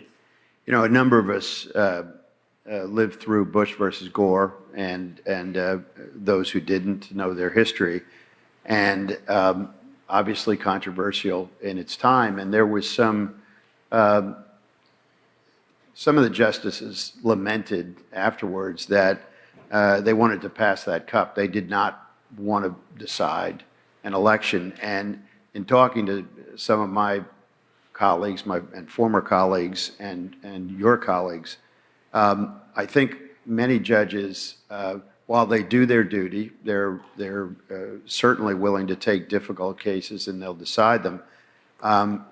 They don't want to decide elections. Is that true for you? Do you find that? I mean, I think that's a fear that judges have, that an election is going to pivot on a decision that they make, that essentially takes it away from the electorate. You want to talk about that? Well, I think that runs throughout all levels of the judiciary. Nobody wants to make a last-minute decision. The case often cited is Purcell v. Gonzalez from 2006, which basically says, you know, these election decisions made by judges can have a significant impact, and one of the negative side effects is they can confuse the voters, confuse the issues. And so our Supreme Court has been reticent to make some decisions and has used the Purcell case. The Purcell case has been used by a lot of people to say, you know, we're a little bit too close. Let's not make this decision, which is why you want to have a good dry run in the primary and get all those issues out of the way. But it doesn't necessarily stop the litigation. No. And we're talking about litigation both pre-election and post-election. Right. There's been a lot of litigation around the Commonwealth and really disparate opinions about, for example, recounts, right? Sure. And the standard that's used in recounts. And for those who don't know, recounts are still based on a law that is about 100 years old, and costs about, what, $50 to do the recount. But judges have interpreted that law differently, right? And yet there may be a lack of uniformity. But kind of extrapolating, you know, from there and using an example and not assuming everybody is, as was noted, has a JD, but on the issue that came up in the prior panel, dating the ballot envelope, we know that it traveled through the district court in the Eastern District of Pennsylvania to the Third Circuit Court of Appeals. The Third Circuit said essentially it was a violation of the Voting Rights Act and you didn't have to date it. Then under the election that underpinned it, the candidate who was behind conceded. The Supreme Court sends it back and says it's moot, Right. so the decision is vacated. Then another case comes up in the Western District of Pennsylvania. Judge seems to follow the three-judge panel, I think arguably in a proper way. And then another three-judge panel gets it. They decide it in a completely different way. And it remains essentially an unsettled question. The Pennsylvania Supreme Court, had to interpret it or should interpret it under the Pennsylvania Constitution. That's a different path. What does that do for you? What does that do for you or not do, from the perspective of, and not asking you to say how you would rule, that's not what this is about, but let's say you had that land on your docket. What do you do in a situation like that? Yeah, it's tough. You get diverse decisions. Who do you rely on? What is controlling? What do you have to follow? If you don't have anything that you have to follow, obviously in any type of case, you just try to do the right thing. And I would suggest strongly, and maybe most people in this room believe it, I hope you do, that most members of the judiciary, the great majority, will try to do just that, the right thing. Everybody says, well, who appointed this person? How did they, at the common pleas level, everybody's cross-filed, but all the suspicion there. I think the way your colleague, Judge Braun, handled things in 2020 is a good example Secretary Bookvar was a defendant in that case. of someone who's considered a conservative federalist, judge, coming to a conclusion that the law required, really. And to just say, and this, of course, is what the media will say, so-and-so was, appointed by President blank, President this, to basically discount what the judge has said. Well, it's interesting because what Judge Maslin is talking about is the case that's now in the history books, but it was Trump versus Bookvar, and it was a case that was lodged in the northern tier of the Middle District. I was the chief judge of the court at that time, and my colleague Matthew Brand received the case. Judge Brand is a card-carrying member of the Federalist Society, and it seemed to be a dream come true for some people, and of course it didn't end up that way, and he did his job. You're quite right, because I said at various times during my tenure that I thought my name was changed from Judge Jones to Bush-appointed Judge Jones, which creates a certain set of expectations. I think it's important to talk about this from a judicial independence perspective. You check your registration, at the chamber's door, right? That's not, you don't litmus. Kate, and I think it's important to say this for everybody. You're not litmusing, as according to your prior affiliations. Is that fair? Absolutely fair. And, again, you can be suspicious of that, and I'm not going to stand up here and say all our judges are wonderful.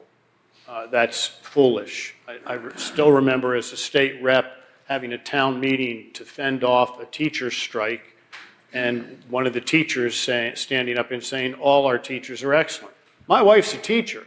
She'll tell you, not everybody's excellent. So there are probably some people who do think about their affiliation. But I'd like to believe, and I will continue to believe, and encourage you to believe, that that is a very, very small number, and that you should be able to trust the judiciary to do the right thing. Now, we know that, of course, on Election Day, I assume you serve as a duty judge. I try to pick the primary whenever I can. Have things changed? I remember back in the dark ages, duty judges would bring crossword puzzles with them. They'd, listen to the radio and hang out. Nothing happened. It was just they had to be there in chambers in case anything happened. Have you seen a change, from a duty judge perspective over time? It's a much more hands-on job now. And I should explain, a duty judge is a judge who's assigned and they rotate in counties, just so that everybody's aware, in case there's something like a tumult at a polling place, or, something has to be moved, or there's an issue with a petition that's filed, some impropriety that has to be, you got to turn on a dime and you got to decide it right away. Go ahead, I'm sorry. Yeah, it's, the Notebook used to be like that. It's probably like that, and it's probably growing. And as I said, there are little seminars for common pleas judges that are conducted by people like Mr. Vine there. So it's very helpful to get an overall perspective, but you're going to be dealing with generally some limited minor issues, but you're there. The first thing I do is I call, I know Bethany Salazaro from our Board of Elections. I see our commissioners here, and I call her up well in advance and say, so what are you hearing? I emailed her before this. Said, so what are you hearing? Well, and she said the same thing I've heard for a long time. Real early voting and, a fix to the dates. But who knows if that's going to come. So, yeah, we as judges, I reach out to the solicitor and the bureau chairman or the commissioner, what is she, supervisor of Bureau of Elections, whatever her actual post is, to find out what's happening. And then I go out and visit during the day. Sometimes I get a piece of pizza out of it. It's not bad. But, you try to take the time to be in touch so that they know if they need to get me, they can get me, and I know if I need to get them, I can get them. It's really just common sense. And part of the mission of Keep Our Republic, and we've done this for a couple of years, is to make sure that, for example, you mentioned, county solicitors, that they're up to speed. We try to be a resource for members of the judiciary, thorny issues that could come up. Everybody worried, and thank God the 24 election was as uneventful as it was, but there was some indication that there would be, people blocked from voting, that there would be, the judges would have to intervene, even move polling places. Didn't happen, but I'm sure you were prepared, for those contingencies. Those are things we never saw, right, years ago. So taking, again, the wealth of experience that you have, and understanding that, all judges in a way are generalists, and there's a lot of things that can appear in your docket, but you're kind of uniquely, I would say, situated. Looking at Act 77 and understanding, and not necessarily cases that have come before you, but are there things that you think can be done differently? And this is not to give a judicial opinion, that's not what we want to do, but as a citizen, as an observer, are there things that you think we can do better with respect to elections in the Commonwealth of Pennsylvania? Well, obviously it goes along with everything people have said all day long. Let's make sure that the voters are educated. Let's make sure that we can register as many people, and let's make sure we get as many votes cast as possible. To do that, there are just probably a few tweaks that our next Speaker McClinton can address. I think it can be done. The problem is in the legislature now more than ever, you don't trust but verify. You just don't trust. It used to be trust but verify, but there's just not enough trust left. Well, what's your motive in trying to change this? But a couple tweaks could greatly minimize a lot of the litigation. And again, going back to your question, no judge wants to make those kind of decisions, especially at the last minute. An interesting footnote, and we talked about the Trump versus Boockvar case. So talking about my own experience, weeks before the election in 2020, I had a lawsuit to Secretary Boockvar, and I was about this lawsuit, and it was to attempt to strike allegedly dead voters off the voter rolls interestingly, in Philadelphia and in the Pittsburgh area of the state. Let your imagination run, as to the purpose of the suit. Well, as it turned out, they couldn't deliver any substantial proof much beyond that the voters hadn't voted in a number of elections. There was no indication, no real proof that they had died, and I denied relief in the suit. The footnote to history is that in that interesting fall of 2020, after the election, at the Four Seasons Landscaping press conference that we all remember, former Mayor Giuliani was waving a paper in the air as he was decrying the fact that dead voters had voted in Pennsylvania. The piece of paper he had was my decision, and that's what he based that allegation on. So I don't think dead people voted in Pennsylvania in 2020, but that's a footnote on the side. Let's open the floor for questions, and questions for Judge Maslin. Anybody? There's one from Secretary. Thank you for being here. Can we give it? You want to give a mic, Kathy? You want to take that? It's interesting because it seems like over the last couple of years that in not a good way, judges and election officials have gotten more in common, which is we're both getting threats, physical threats, attacks. And so I know that judicial independence is a huge issue. And I'd love to hear how you think, thoughts you have on how significant these threats to judicial independence are. And are you concerned that this might impact, I have all the faith in the world in the judiciary, but I know as an election official that the more you're attacked, the harder it is to actually stand up for all the things that you talked about. So I'd love to hear your thoughts on these attacks and any ideas you have for combating it. I write my name at the bottom of a piece of paper, and I hope that folks follow what I write. And that's it. I don't have an army. I have sheriff's deputies that can protect me, and they can serve those orders.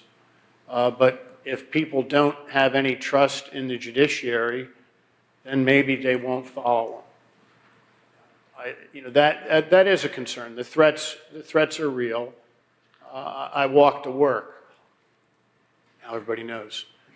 Everybody knows. I walk to work. I actually walk different ways. I got a mile from my house to the courthouse. There's not a lot of choices. But a federal marshal advised me to take a different path. So I'll go down Chapel Alley and then Church Alley and then High Street, and sometimes I'll take Pomfret. It's crazy to actually think about that. Fortunately, it's in the back of my mind, not in the front of my mind. And it does not change the way I decide anything. And that goes for custody cases on through. I'm probably more worried about those. I don't want to take us too off topic, but this is something I feel very passionately about, and spoke about with a reporter this week. And I don't think we've had a time in history that judges have been more in danger than they are right now. And we have judges literally looking over their shoulder. And I think that the rhetoric that is being used, the irresponsible rhetoric, it's not a political statement, it's a statement of fact, has put judges and their families in danger. And we got to think about how we do that. You can disagree, as Judge Maslin knows, definitionally every time we decide a case, and I decided a case, somebody was unhappy with that, right? I mean, that's it. But when it gets personal, when you have members of Congress posting the pictures of daughters of federal judges and family members, we need to take a break and think about how we're doing things, and that's entirely worrisome to me. Other questions? There's one back there. Judge Gracie. Good morning, Your Honor. Thank you. My name is Bob Gracie. I'm a member of the Pennsylvania Advisory Council to keep our republic and a retired Superior Court of Pennsylvania judge. I want to say first, I agree exactly with what you said. The judges, by and large, check their voter registration, prior voter registration, at the door of the chambers before they make any decisions. And I know that was true. We didn't deal with political type cases, election cases on the Superior Court, but I can't think of any of the 1,000 or so cases that I was involved in that the judges' politics played a role in how the decision came out. But my question for you is, while I believe that, every story you read today, it was decided by this judge who was appointed by this particular Democrat or Republican president. We have suits being filed on both sides of the aisle in districts that are known to be favorable, or at least perceived to be favorable, to the particular position of that litigant. And it's particularly troublesome in the one judge district jurisdictions that occur throughout the country. And then we have the former majority leader of the Senate saying that he purposely tried to stack the federal judiciary with right-of-center judges. How do we, and he said slightly right-of-center, which I guess is better than, anyway. How do we convince the people that we speak to, not in conclaves like this where people are somewhat knowledgeable about what's going on, but when we go out to see Joe Q. Citizen, to convince them that the judge makes a decision based on what he or she thinks is right by applying the law to the facts that are presented to him. I think Judge Brand, in the very famous decision that you referenced, Judge Jones, said, yeah, these are troublesome, but you need facts, and we don't have any. And I was very proud of Judge Brand in the decision that he rendered, because I think a lot of people, I think he was selected for exactly the reason that Judge Jones alluded to. Let's get it up in the northern part of the district because we have a good guy up there. He wouldn't be a good guy on some people's lists today. So what's the response to those people who say, no, I don't believe that judges are apolitical? Thank you. I do treatment court, drug courts. I don't change people. I give them an opportunity for change. I can't change people's minds if they're that dug in. I can, when they come in for jury duty, and I always call it jury service to them, point to the quote on the wall behind me by George Washington, that the administration of justice is the firmest pillar of government. And I tell them I'm so glad he wasn't a lawyer, otherwise that would be seen as being self-serving. I truly believe that, folks, and I hope at the end of this week of your service that you believe it too. And if you do believe it, what you're doing this week as jury service is at the core of that pillar. I don't know that you change people's mind. You maybe plant a seed and maybe their experience changes it. Not an easy answer, or not a good answer, Bob, but. Oh, I think it's I think it is a good answer. One more, and we'll wrap it up. We have another question. Yes. Hello, my name is Samuel Pimentel. I'm the Communications Director for Dickinson College Democrats. And I want to ask you about something that Judge Jones brought up earlier. In fact, you have Congress members who are threatening judges' families.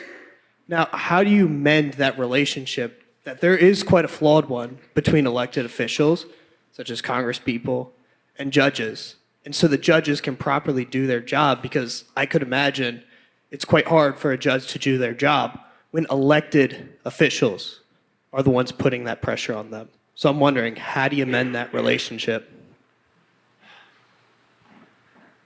We have to be careful. As a common pleas judge, the Supreme Court has said, don't go lobbying the legislators, number one. And if you want to, you better get permission to do so first. So there have been attempts over the years to try to set up social events, not too much unlike this, but events where legislators and judges at the state level can get together and discuss certain issues informally. It's generally done on a regional basis. But it's, it's difficult because there is mistrust. And there's plenty of judges who have been in the legislature. So, we kind of have seen it from that perspective too, but it's all, now they have black robe disease. They can never think straight again. So there's too much mistrust. And, I remember meeting with someone who was the appropriations chair in the House in one of those approved visits to try to talk about just some general issues, to try to talk about treatment courts, things like that. And he said, we like you guys, it's Supreme Court we hate. So there's that kind of, I've dug in my heels that, we're just not, and unfortunately, if they hate the Supreme Court, they're the ones asking for the money. So if the judiciary is not fully funded or well-funded, it's a little bit of that backlash. I don't know, Sam. And this guy is a very good mock trial lawyer for the Dickinson College mock trial team. I had to put a plug in. And Judge Maslin is going to get better. Judge Maslin is the terrific coach of our Dickinson mock trial team. So, my friend, thank you. It was an honor having you.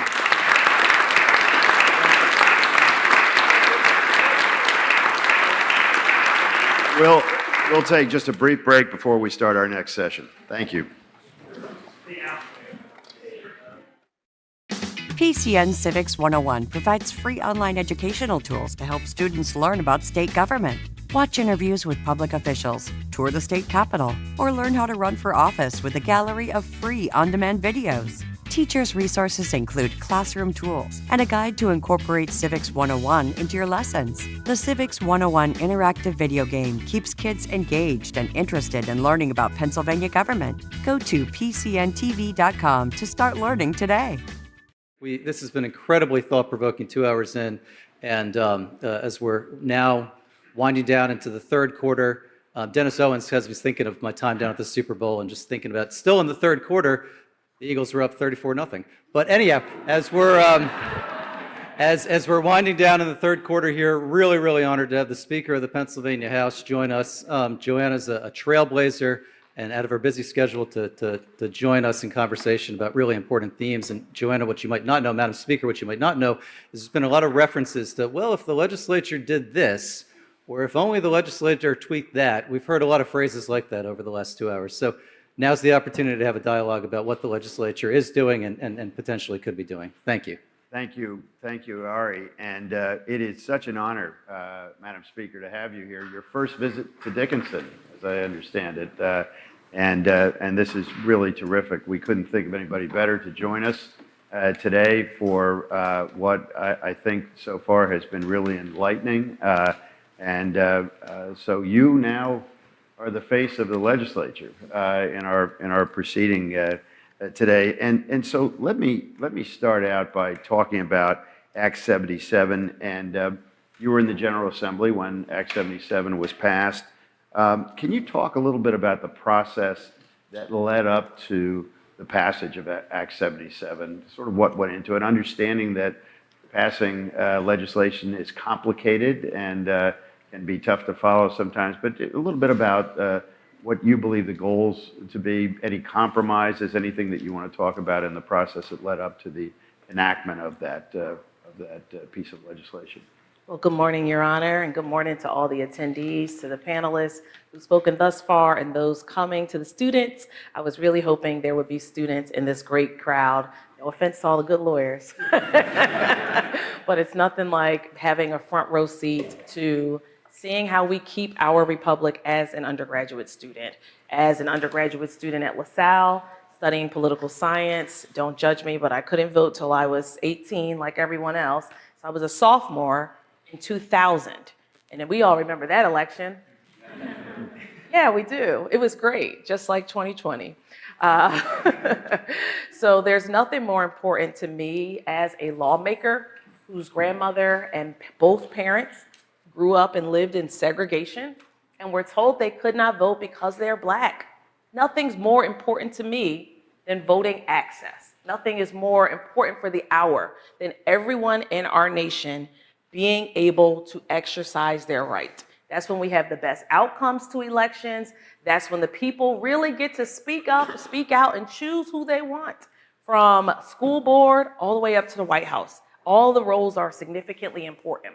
When I go back to our former governor, and good morning to His Excellency, who's here, 46, 45.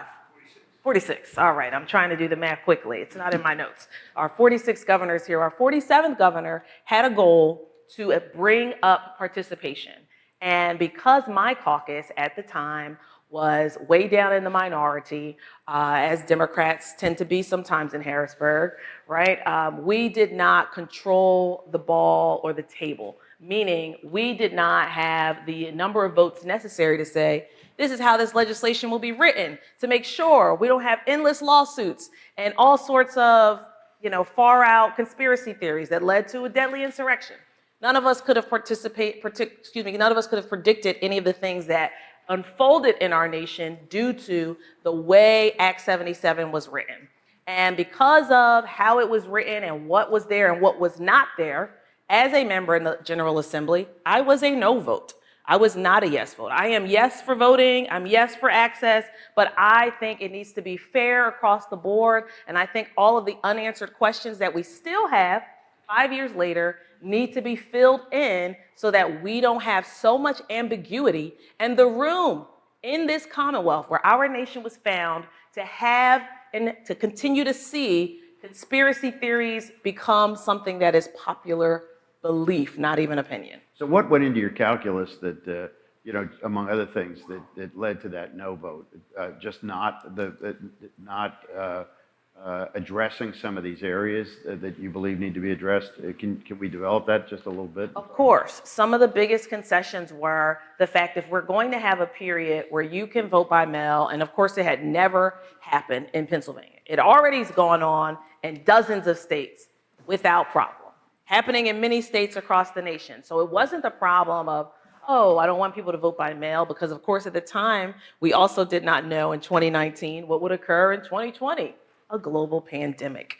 Nobody could anticipate any of those things. However, the challenges I had as a good Democrat who's voted every election, except once I was on a service trip in Mexico as a student, but every other election, I wanted to make sure people could vote without challenges. And so that means having real early voting. That means having a period where you can go and vote by machine, not with mail, and say, hey, I'm here to cast my ballot and I don't have any problems or speculation. It also means when you live in a city like I do, where there's 1.5 million people and any given election day can have over 100,000 people participate, that you have easy mechanisms to choose which party you'd like to support. So some of you here remember the good days when you could just choose Republican. And everyone Republican in the general election would be lit up at your machine. Or for myself, as I've always been a great Democrat, I would choose Democrat. And every Democratic nominee who came out of our primary would easily be lit up, and it would take less than 90 seconds. And I'm, yay, cast my ballot. I took issue with the fact that among many concessions or compromises that were made, you could not provide straight party voting. And that is a challenge. I have never voted outside of Philly. I've always lived there. I started at LaSalle voting up there, and then I voted in Southwest Philly for decades, and I live in West Philly, and I voted there at the same school. I don't know what it's like to vote in a place where there may not be long lines, or there may not be a SEPTA bus with your name on it, and you have to get to work and you need to get in and get out. But when you have those types of real life scenarios, and I know it's not a city thing, that's an issue all over the Commonwealth, you need to have these types of options. And 5 years later, we still do not have them. So that limits people's ability to get in and get out quickly and make their decisions and cast their ballots. So the scene shifts then, and we go a couple years later, we're kind of coming out of the pandemic, and Act 88 is passed. And I don't want to presume, but I'm guessing maybe you were a no vote on Act 88, and it gets vetoed by then Governor Wolf. What was the problem, your view, with that, which at least was advertised as trying to fix certain things which I don't want to jump to a conclusion, but I'm guessing you think it didn't necessarily. But what was the ultimate problem with that piece of legislation in 2022? You want to talk about that and just enlighten people on what went into that? Absolutely. At the time? So when you think about all of the challenges that I just laid out that we currently have with our law, when it came down time to vote again on trying to fix it, the things that are important to me and my constituents are things like adding drop boxes, making sure that they can never be taken away, providing uniformity county by county so that each county isn't just saying, oh, we're going to do our thing, and you all next door to us, you'll do your thing, which ends up in lots of litigation, sometimes locally in our state court system, and other times elevated to our federal court system. And then also making sure that if we are going to send money to the counties, that we're telling them, here's the layout on how we can have free and fair elections. Because mind you, what was different from 2022 from 2019 is we had, of course, deadly insurrection in Washington. So in Pennsylvania, many people don't know this, but you all are experts, I'm told, stakeholders, you probably do. We led the nation in the number of our neighbors and our colleagues and our friends at work and our family. For folks who go to Washington, I don't know if they only went for a rally, but we know folks died. And we know people went into the United States Capitol that many of us watched late last night, seeing our president speak, to kill, to hurt, and to overthrow our votes. So when it came down to open up Act 77, let's fix it. Let's fix it. Let's not just put a Band-Aid on something that needs much more serious care.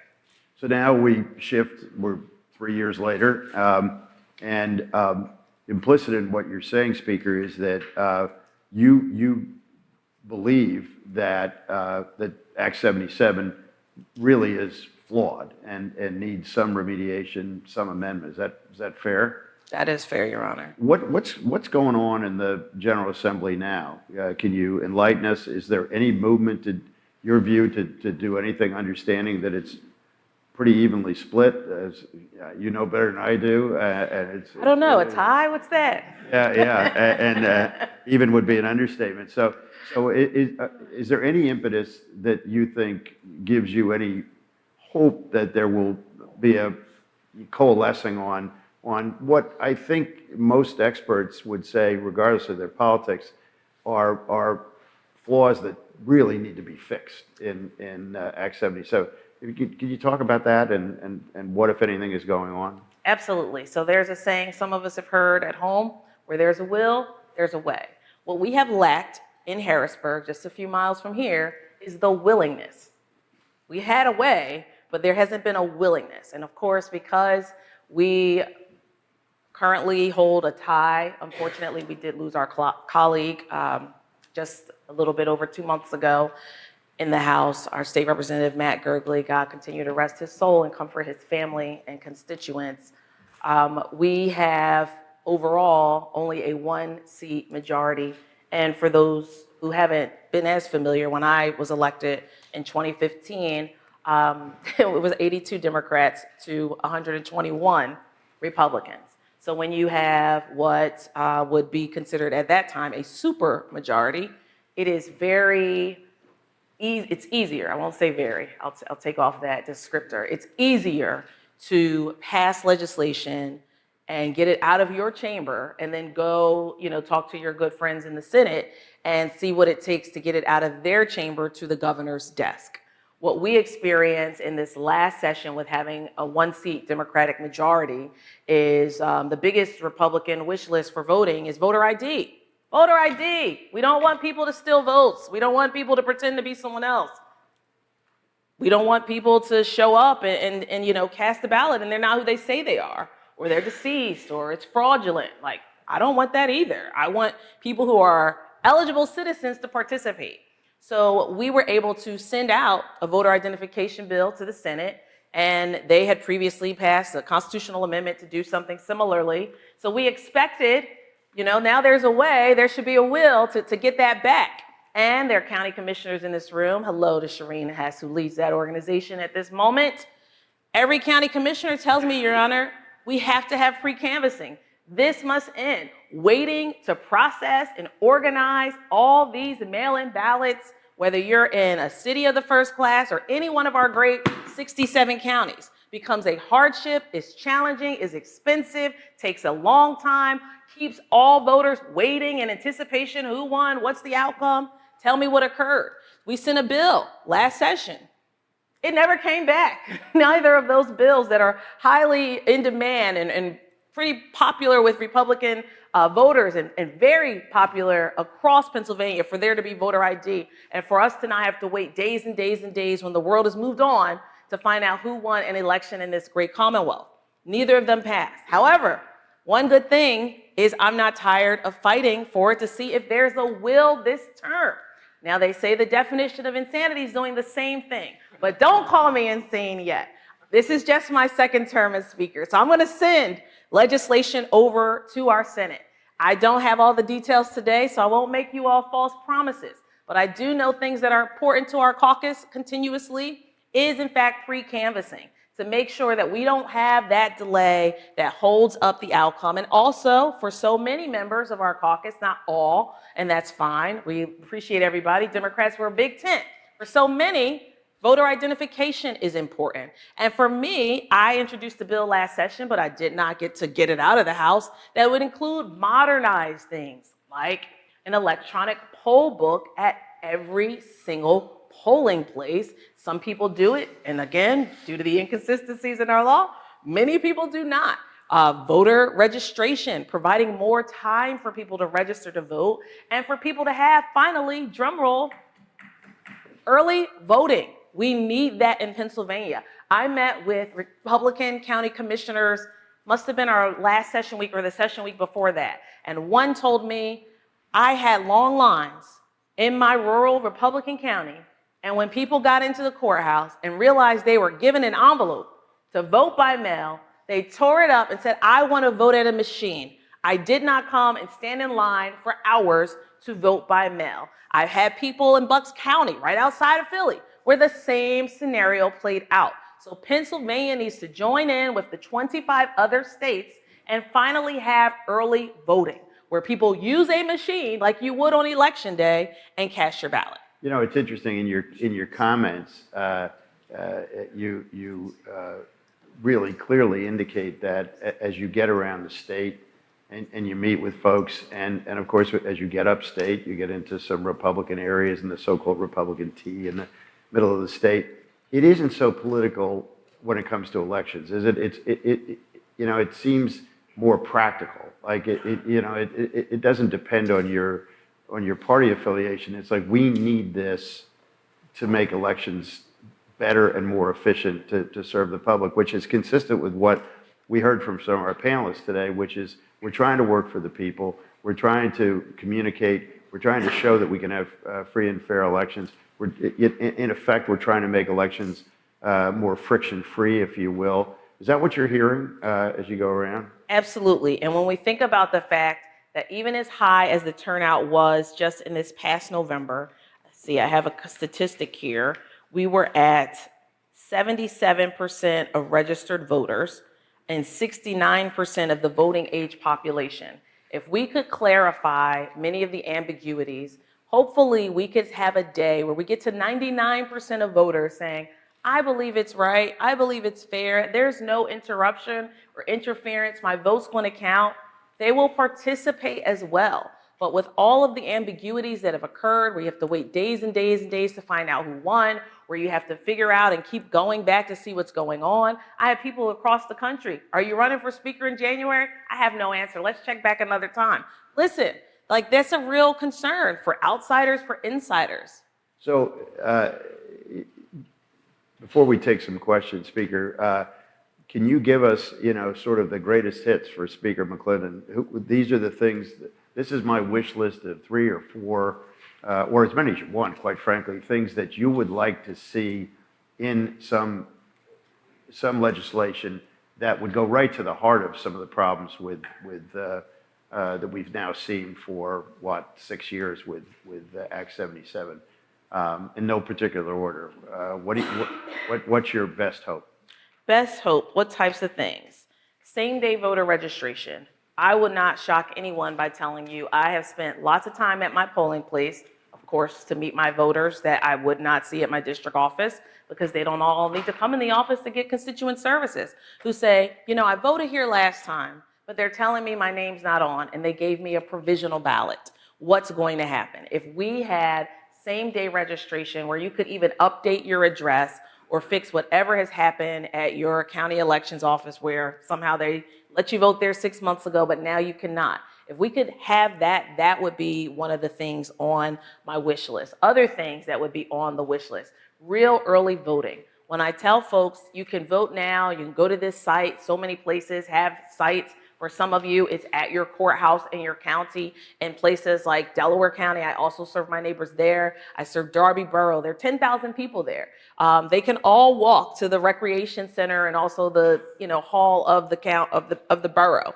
There's a drop box there with cameras, and it's surveilled all the time. You can do that, but what if you could go there and vote regularly? How would that accelerate the participation? So for me, it's all about making sure there's easier participation, that the barriers that people perceive, whether it's realized or whether it's even in their mind that, oh, it's going to take too long because I can't just choose Democrat, or I got this in the mail. I've got to choose all these people for judge. I can't just, choose one. I got to choose all these names. If I know I want to retain these justices, I got to keep going, making it easier. Providing the opportunity, if you choose to vote by a party affiliation, that is an option. We want to make it easier for people to participate, those who already do, and for those who don't, have so many options where you can go in and have real early voting that you will say, oh, I can go on the weekend. I don't have to worry about work or picking up my children or go care for my sick mom. There's so many scenarios that happen in everyday life that actually prevent people from participating in Pennsylvania. My wish list includes things that will take away the excuses, the barriers, and allow them to, in fact, cast their vote and do it in a way where we have consistent law applied county by county, less litigation, and most importantly, because if no one believes in it, what are we doing? But restoring the people's trust and faith in our process. And what about, of course, we have the vagaries in Act 77 on, for example, drop boxes, ballot curing. What about those areas? Do you think they should be tightened up and expressly set out in legislation? Yes. Our governor currently, Governor Shapiro, has made some administrative decisions to ease the challenges we've had by enlarging the font of secrecy envelope. Please make sure you put this here, and changing the color, hopefully to trigger people have their ballots done correctly, that they don't have to be cured. But if there's still all of these challenges that people are having, whether they're younger or whether they're wise, as I like to say, wherever they are in life, it should be simple. So yes, and we should also have it so that it is not, well, when I used to live in Delco, I did this, but now that I moved to Chesco, I do this. No, it should be consistent per county. And that provides not just trust to the voters, but for the people who subject themselves to public scrutiny and decide, oh, I'm going to step up and run for office, that they also have faith in the outcome and in the process, start to finish. Does somebody need to decide the ballot dating issue? Everything needs to be decided. It is, it shouldn't be like flipping a coin. Yes. We were talking about the Super Bowl earlier. I don't know if anyone saw me rejoicing.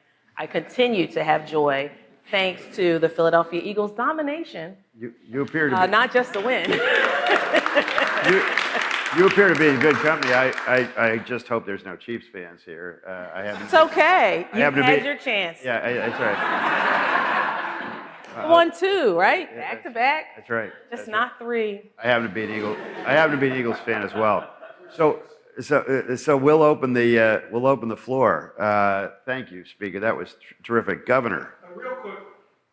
You can use the mic, Governor, but although you project well, but maybe we'll. Can you do me a favor before we go? Can you make one bill that would change the election code to allow all of our young people, 18 to 21, to be able to vote? Because in Pennsylvania, under the election code, you have to be 21 to vote to this day. Introduce that as just one bill. Get that through the House, and that starts you down past the big court. Are you lobbying today, Governor? You're going to have to register with the Department of State. Same. Thank you for that recommendation. So take it under advisement. Yes. So thank you. I'm Barrett Riley. I'm the treasurer of the Dickinson College Democrats. And one question I have is that you talked about the disconnect between the sort of the will and the way. How do you see getting that will so that you can have the way in order to get these reforms that I think that we all in this room believe should happen? Well, for so many of us in the 2023 and 2024 session, everyone was in new roles. I was new in my role, our leader in our caucus was new, and then across the Senate, Madam President was new. She was previously the floor leader like I was in our caucus. Our governor was new. So sometimes, your first stab at an attempt to do a lift that, inside or outside the building, others would describe as a heavy lift, it's a challenge. But I always joke with our Madam President and tell her something about having a one-seat majority where it's just like in the gym. You keep doing reps, you build the muscle mass. And you don't just have a will, you have a way, because you've got that muscle memory of, I used to do 20, now I'm doing 25. Don't judge me, I see some of you saying, that's it? Hey, that is all I need to do for a person my age. Other questions? Yes. Madam Speaker, thank you for coming to campus today. I'm Ryan Thies. I'm president of the Dickinson College Democrats. I just want to ask on another one of these policy points. It's been discussed federally for years and years about making Election Day a holiday. Is there something about that we can do in the state legislature? Has there been discussions about adding that to a possible package for 2025? That's another excellent suggestion, because other states not only have official early voting, but there are few, Colorado is what comes to mind quickly, where you don't have to go to work on that day. And while people who are super voters revolve and plan our lives around Election Day and how we're participating, the regular world has a lot of other priorities. So having a holiday at the federal level would be the best way, so that we could all align. Our most recent holiday in this Commonwealth was Juneteenth. But of course, it's not a federal holiday, so a lot of employers are still open on Juneteenth or the day before, the day after, and it's not observed everywhere. So a state holiday is a great start, but a federal holiday would mean so much more. Banks and other institutions would similarly be closed and unavailable, or at least with limited hours, so that you could, in fact, leave work early and participate. But in modern countries around the world, it is a holiday. Election Day isn't just, that Tuesday where good lucks, 7 a.m. to 8 p.m., make it work. Well, I agree with that. And it was always interesting to me that, as we know in Pennsylvania, county courthouses are closed on Election Day, except for, we were talking earlier with Judge Maslin about duty judges that are working, but otherwise the county courthouses are closed. But then when I got on the federal bench, the federal courts are open. And if I had, it was always worrisome if I had a jury trial, because, I would make sure that I'd adjourn early so that they could vote. But a lot of times they got caught in long lines, and, you don't want to have somebody disenfranchised because they're doing their civic duty. But I agree with you. I think there needs to be, if we're going to encourage people to vote, I think we need to pay some attention to that and create the maximum possible opportunities for them. Other questions? Yes. Our young student. Good morning, Speaker. So one of the questions I had was a lot about the primaries in Pennsylvania.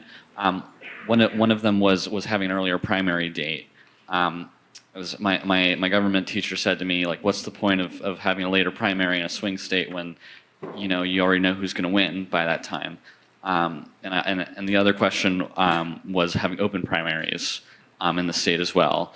And I just wanted to know your and also the legislation, what their position and what could be done about that. Yes, thank you for your question and for being here this morning. I see my friend David Thornburg. He has tutored me greatly on the benefits of an open primary to make sure that there's more participation for both elections, not just in the general election, but when we think about what many would describe as extremism, whether it's in the Republican Party or the Democratic Party. Oh, everyone's so far left or so radical conservative, so MAGA. If independents participated, particularly in like presidential primary elections, perhaps we would come a little bit closer to the middle on both parties. But not just presidential elections. Where I live, we're in the middle of a contested primary for the district attorney race in the municipal election. But because our law does not allow people who've been registered and are currently registered as an independent to participate, they don't get to choose which of the people in either party that they would say should go on to the general election. So that is something we've not just had discussions about, but Representative Monroe in Bucks County amended a bill to include last year, I want to say it was around September. And then in terms of moving it up, we really hoped to have moved it up last year, and we sent the Senate a bill. Yeah, just like so many others. The press is here. You can report it. It's open records. We sent the Senate a bill so that it could be more relevant for folks running to be president to come here and ask us for our vote. So hopefully we can do it next term or this term. I saw my good friend David smiling when that question was asked. I don't know if you planted that, but that was perfect. Well done. Send him a text. Well done. We're gonna Get her down. Get her on the record. we can take one more short question and yes, Walker. Well, first, Madam Speaker, thank you for being here today. It's an honor. And my name's Walker. I'm a volunteer with the Student Voter Organization here, as well as the editor of the student paper. And I was interested in your point about January 6th defendants from Pennsylvania, particularly because this district has the most out of Pennsylvania. So I was curious about how you plan to work with your colleagues going forward who are actively sowing the doubt that led to that insurrection. So that's an excellent question, and thank you also for your work on campus. I'm sure you had a lot of people register and in a line here November. Tell the speaker how many you registered.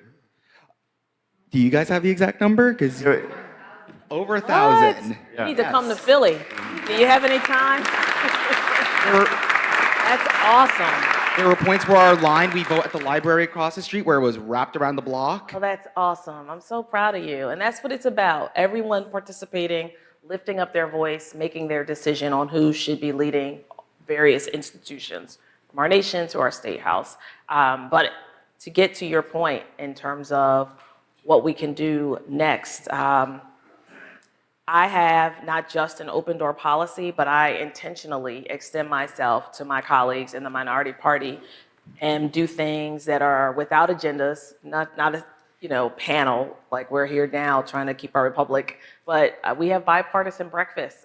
The last week we were in session, I did it with all the committee chairs, and I had more Republicans come out than Dems for us to talk to each other and work across the aisle. I did it with the first term members and members when I was speaker in 2023. I did it, we had 60 between both caucuses. So it took a lot of Tuesday mornings to get that group done. But our class this term is so tight. I told them we're going to do it every other month because it's such a small group. We fit in my office just fine. So we build rapport without agendas, and that disarms everyone. When we start talking about our different bills and vote for this and commit to this and how you're going to be on this amendment, people get nervous and want to talk to their leadership. So regardless of where they're from in the state, that's something that I do. And then I also take myself out of the office for breakfast and go to things like the prayer caucus.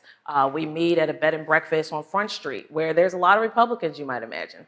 And I always give them a nice, punchy, hard time. But it's a good time for us to be, again, without any bills to vote on, without any debates happening, and just spend time together, since we share faith, to talk about the issues going on in our world. So it takes a lot, but we have to be willing to do it. And even if we think, oh, well, you're on record doing this, or being here, or being in Washington on the 6th of January, that's all in the past. Let's talk about where we are today in 2025 and how we can restore the trust of our voters so that we are not spreading lies. To be honest, the most disappointing thing for me was that the entire state house was on the ballot in 2020. So I really thought on the 4th of January, people would say, I can't be sworn in. There was an irregularity in the election. I cannot be sworn in for a term. There was an irregularity in the election. I cannot be sworn in. There was an irregularity. Oh, it never happened.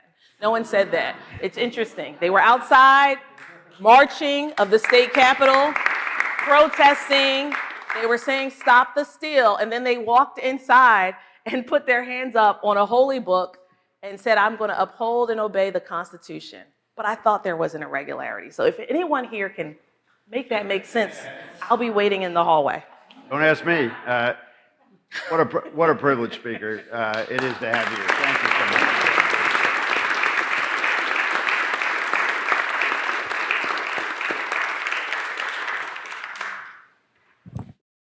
PCN takes you into your favorite programming. Sports fans get a first-row ticket to Pennsylvania sports. History buffs take a stroll with Gettysburg Battle Walks. And political enthusiasts receive an inside look into the legislative process. Donate to PCN today to help us continue to bring you your favorite shows. Find out more at PCNTV.com. PCN is everything Pennsylvania. Well, I really appreciate everyone taking the time and joining us as we're winding down here. But as we design this itinerary, the aim, just like everything that Keep Our Republic does, is to be as bipartisan as possible. So over the last 3 years now, it's just been tremendous, the amount of road miles, literally road miles, that Governor Corbett's put on. Just yesterday, he drove out here from Allegheny County and is driving home tonight. But we've gotten to know each other well. We were just together at that Duke event I mentioned 2 weeks ago, and we're so honored that Governor Corbett's devoted so much time to chairing our nonprofits work in the Commonwealth and even beyond. And I've also just gotten to know the President Commissioner of York County, Julie Willer. We're over the county line in Cumberland County, but so glad that she came to join us, fresh off the heels of NACO, the National Association of Counties, where she's getting involved. But she's also an officer with CCAP. We've heard a lot about CCAP for non-Pennsylvanians. That's the County Commissioners Association of Pennsylvania.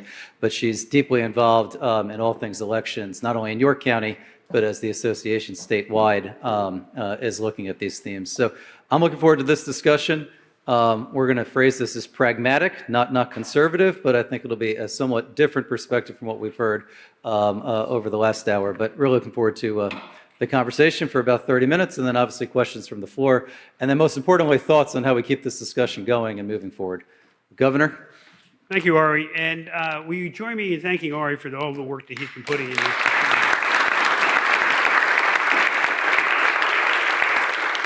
And before when I was in college, I went to a college about an hour from here. We were opponents of Dickinson in almost everything we did. It was called Lebanon Valley College. I was a political science major also. And I understand we have a few history, maybe political science majors here. But I'm very happy to see you here.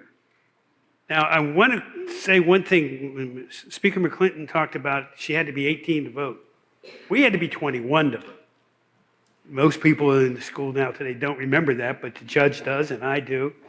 And this was back during the Vietnam War, and it became a big issue about changing the age.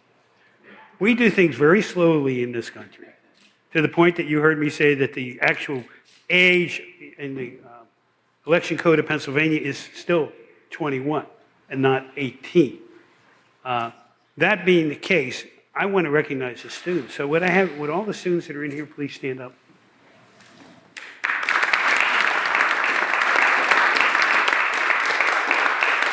Thank you for joining us, but don't leave it here, don't leave it at school, take it with you, and I know you will.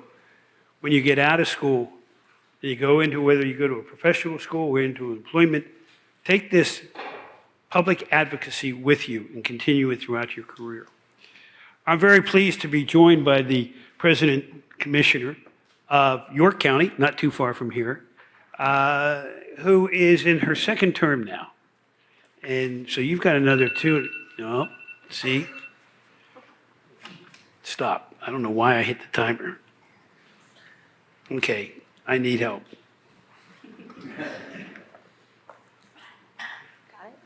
There, I think I'm done.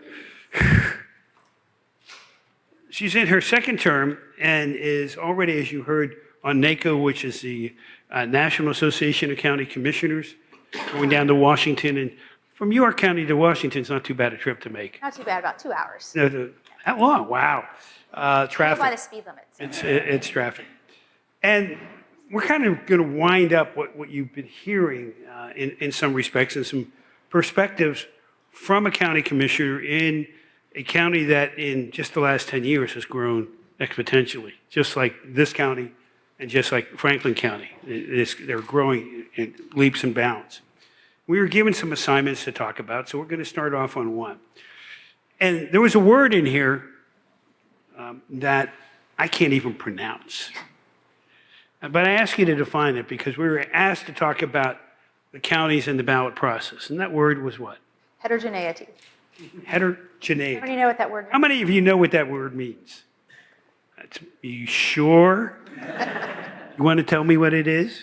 Sure. By Merriam-Webster's definition, the quality or state of consisting of dissimilar or diverse elements. So think about heterogeneous versus homogeneous. That's the easiest way to think about it. Similar or dissimilar. I think this whole period today has been talking about that and talking about that with the counties. And forget the other 49 states and the territories. And the fact that between the counties, we have all these different districts, election districts. You know, we are united in our fractured system, and it is a fractured system. So, may I call you Julie? Okay. Julie, Just don't would you briefly talk about this election, the 2024 election, and your experience in York County? Sure. I'll just digress a little bit to tell you about my background, Please. because mine is a little bit, I think, unique than other county commissioners. So I'm actually a scientist by trade, biochemist. And I spent the early part of my career doing research for a small company in York County, and then left there to work for this company called General Electric. And I worked in their plastics division, and then went to the healthcare division. I lived in Hong Kong and Japan and China. So I've had a wealth of experience in running businesses. And what I've done in my role as county commissioner is taking the tools that I learned in the private sector and applied them to the public sector. Because while it's a public sector, it's still running a business. It's just called county government. So in 2024, one of the things that we do actually on a regular basis, after each election, we get together as a team and talk about what worked and what didn't. And when I say the team, I just don't mean the elections team, right? We engage all of our county agency stakeholders. So that could be the district attorney's office, that's our sheriff's department, emergency management, we engage our constables. It's anyone who touches that election process, not just on election day, but leading up to election.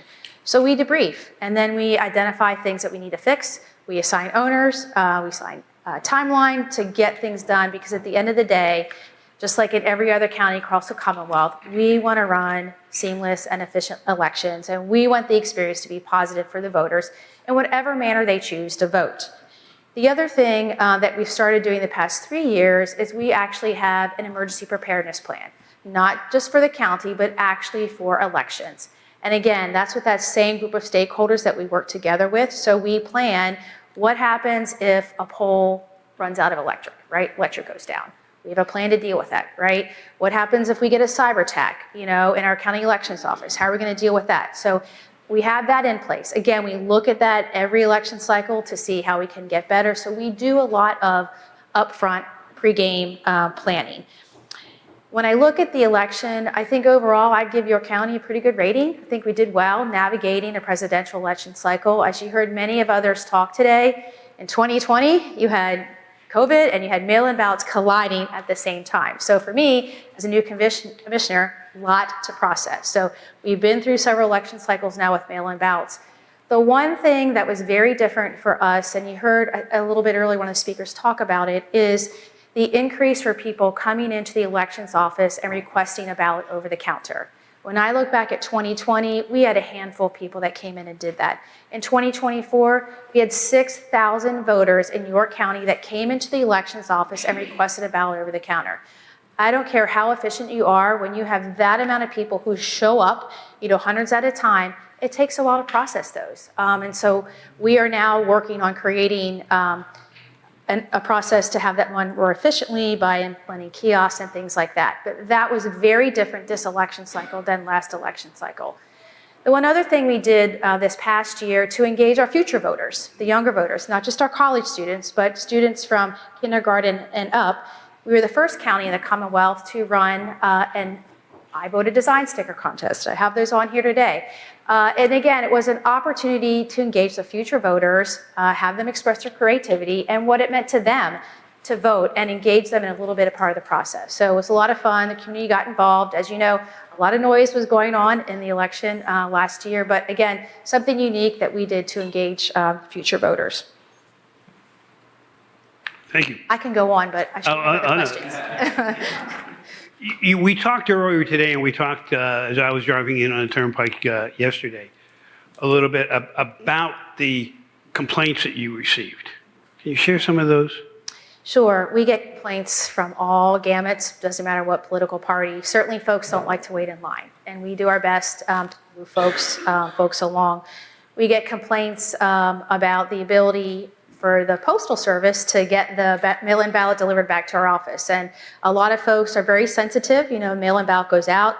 We do provide tracking, so we know when the ballot has left our mail house, where it is in transit. However, when you're the voter who is eagerly waiting to get your mail-in ballot and it hasn't arrived, it's really difficult to have a conversation with that voter to say it's on its way. Because once it leaves, whether it's the election office or whether it's a mail house, it really is out of control of the county, and that is on the Postal Service.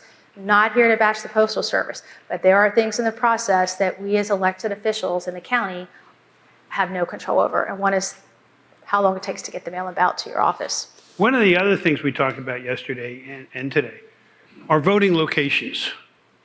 How many precincts do you have? So in York County, we have 161 polling locations. 161. Mr. Mystic, how many do we have in Allegheny County? Well, we have about 1,100. 1,100. Okay. Do you have difficulty in finding locations? Yes, we do, and I don't think York County is unique in that. It's very difficult to find polling locations that meet the ADA requirements that are set forth by the Department of Justice. We work hard to do that, but a lot of polling locations don't meet that. You know, a lot of churches, especially older churches, require modification. So one of the things that I would advocate for is having our school districts have an in-service day on primary day and election day, because they're all ADA compliant, they're large, the parking's free, easy to move people in and out. So that is a struggle that all counties face. That might be what the conversation was in the last group, of making that a holiday, a school holiday, so that they can make those precincts available to, or make those schools available to those precincts. I'm trying to read this and I'm being vain, so. Is there how do I want to put this without stepping on anybody's toes in this? From your perspective, you didn't grow up political. You became political. You're in a county that is a Republican county, trending, maybe you see an increase in the Democrats in that county, We slight. actually see an increase in Republican voters. Oh, okay, so I misspoke. But we need collaboration. We need compromise. I was listening to the speaker. One of the reasons I ask about the changing the election age, just take one step of compromise. What steps would you want to see If taken? I had to pick one thing, and there's a lot, the one thing that both Republican and Democrat county commissioners agree on is change the date to request a mail-in ballot. 1 week before election is just not enough time.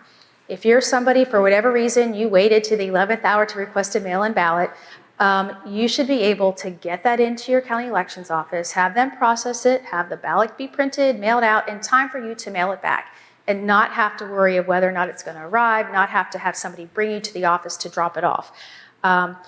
County election officials cannot start the election day processing of the poll books until the deadline to request a mail-in ballot has passed. So again, 1 week is not a lot of time for county election officials to get those poll books in order. So if there was one thing I would advocate for, it would be that. I'm sure there's somebody opposed to that, but I'm not quite sure why at this point in time, because you are talking about the timing and being able to get everything done. Another area that we talked about was educating, and we don't have anybody of the legislature here, educating the legislature. We talked about this yesterday. You had an idea. Yeah, my door is always open to anyone in the General Assembly that wants to come in and see what we do. When we talk about taking a law and then taking that and making it practical and pragmatic, right? There's a lot of things that went into processing mail-in ballots.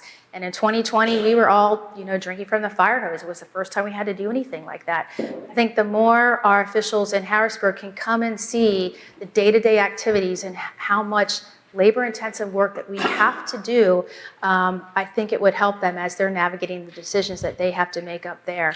I know one thing that we did this past election cycle, there's a process that's called pre-logic and accuracy testing. What was that again? Pre-logic and accuracy testing. So every machine in the Commonwealth has to go through this process called pre-logic and accuracy testing. And that's where we as elected officials go in and ensure that if a ballot goes through and it's checked for Tom Corbett, that it's going to record that it's for Tom Corbett. So that is a part of the process. We actually invited our legislators in York County to come in and watch us and ask questions and, hey, fill in 2 circles and see what happens. Again, the more we can educate our colleagues in Harrisburg on the practical implications of the decisions that they're making in laws, I think the better it is for all of us. Because at the end of the day, Republican or Democrat, we all want to ensure the voter that their vote gets cast and counted in the manner in which they want it. We also talked about something that I pushed when I was governor. And we came close to getting it passed, but we didn't get it passed. It's called voter ID. I'm going to ask for a show of hands. How many of you here support voter ID? Then I'll ask you how many of you don't support voter ID. I support voter ID. Okay? And opposed? Okay. And I suspect it's going to be the same reason that I heard back in, I think it was 2012, and that it is restrictive. It discourages people from registering. What's your feeling on that? And then I want to open this up a little bit. Sure, the secretary will have to keep me honest here, make sure I'm accurate. So all 50 states have some element of voter ID requirements under federal law. So you're all probably familiar, because you're here because you care about voting, with the HAVA Act, Help America Vote Act, which mandates that states have some requirement for identification for first-time voters. So every state across this great nation of ours has some form of that. So then when you peel back the onion a little bit, there's 36 states that actually have laws requiring or requesting some form of voter identification at the poll. There's another 14 states and the District of Columbia that use some other method for verifying. So if you're in states like Ohio and Indiana, if you go show up at a poll and you don't have a voter ID, you must cast your ballot provisionally. And then you have 2 to 10 days, depending on the state, to come into the elections office and show your voter identification. And if you don't, your vote doesn't count.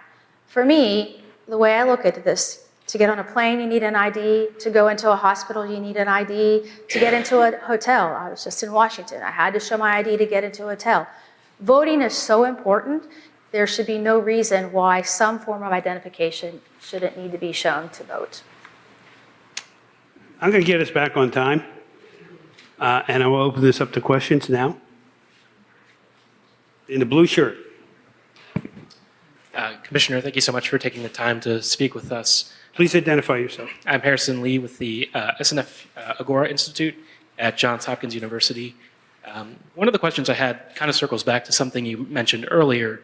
We've been doing a lot of follow-ups with election officials across the nation, and the over-the-counter ballot issue is the first that anyone has mentioned.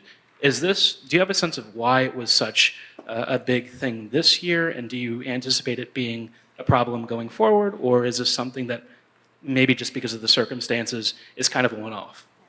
I spent some time at Johns Hopkins myself, albeit probably before you were born. So now, elections offices really have 3 elections to run. We have the election day, we have vote by mail, which consists of, absentee, overseas military, and then we have these over-the-counter. My answer to your question is, I think it's going to continue, right? And we're going to get better, and we're going to put processes in place to make it more efficient.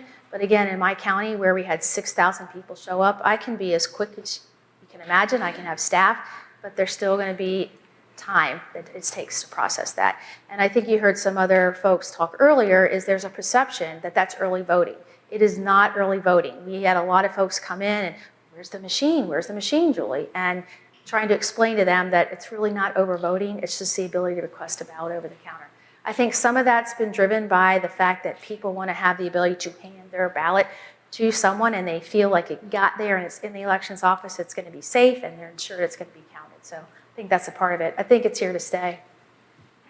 During this last election, did you experience any issues that were really driven more by social media? Yeah, we could tell there were a couple social media posts that there's huge lines in York County, or York County is turning people away, and then all of a sudden we had like 200 people show up at one time at our elections office. Totally untrue. We had a flurry of social media posts on election day that our polls were closed. Wasn't true, right? So you have all that noise that the elections officials have to manage and dispel the rumors and false media that's out there. And I don't know how you solve that one. Other questions? Hi, thank you so much, both of you, for speaking today. I'm Zoe Selig. I'm a Dickinson student working with Dickinson Votes, our nonpartisan voter organization. I'm originally from New Hampshire, and I grew up cutting up the stickers at Election Day to hand out to people, and we now have a program statewide where we have elementary schoolers designing I voted stickers, so I appreciated you mentioning that too.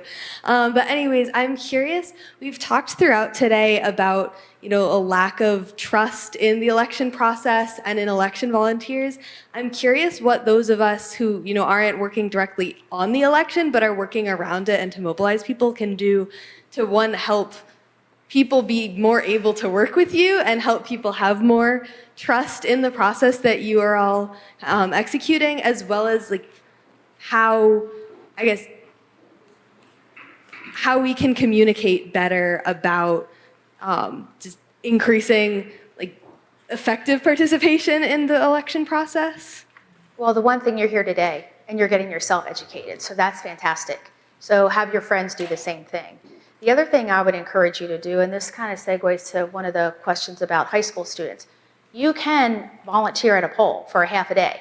Well, I guess college students could do it a whole day. We have an active campaign where we go out to our high schools and encourage high school students to come work for half a day. Now they have to get their parents' permission and the school's permission, but to work inside a poll and see what happens, on election day is really important, because I believe we all want to run fair and safe elections. So the more we can open our doors and show folks what the process is so that they feel that we are doing the right things and making the right decisions, it's the reason why we invited our legislators to come look at the pre-logic and accuracy testing. We have nothing to hide. We really don't. We want people. So get educated, work at a poll.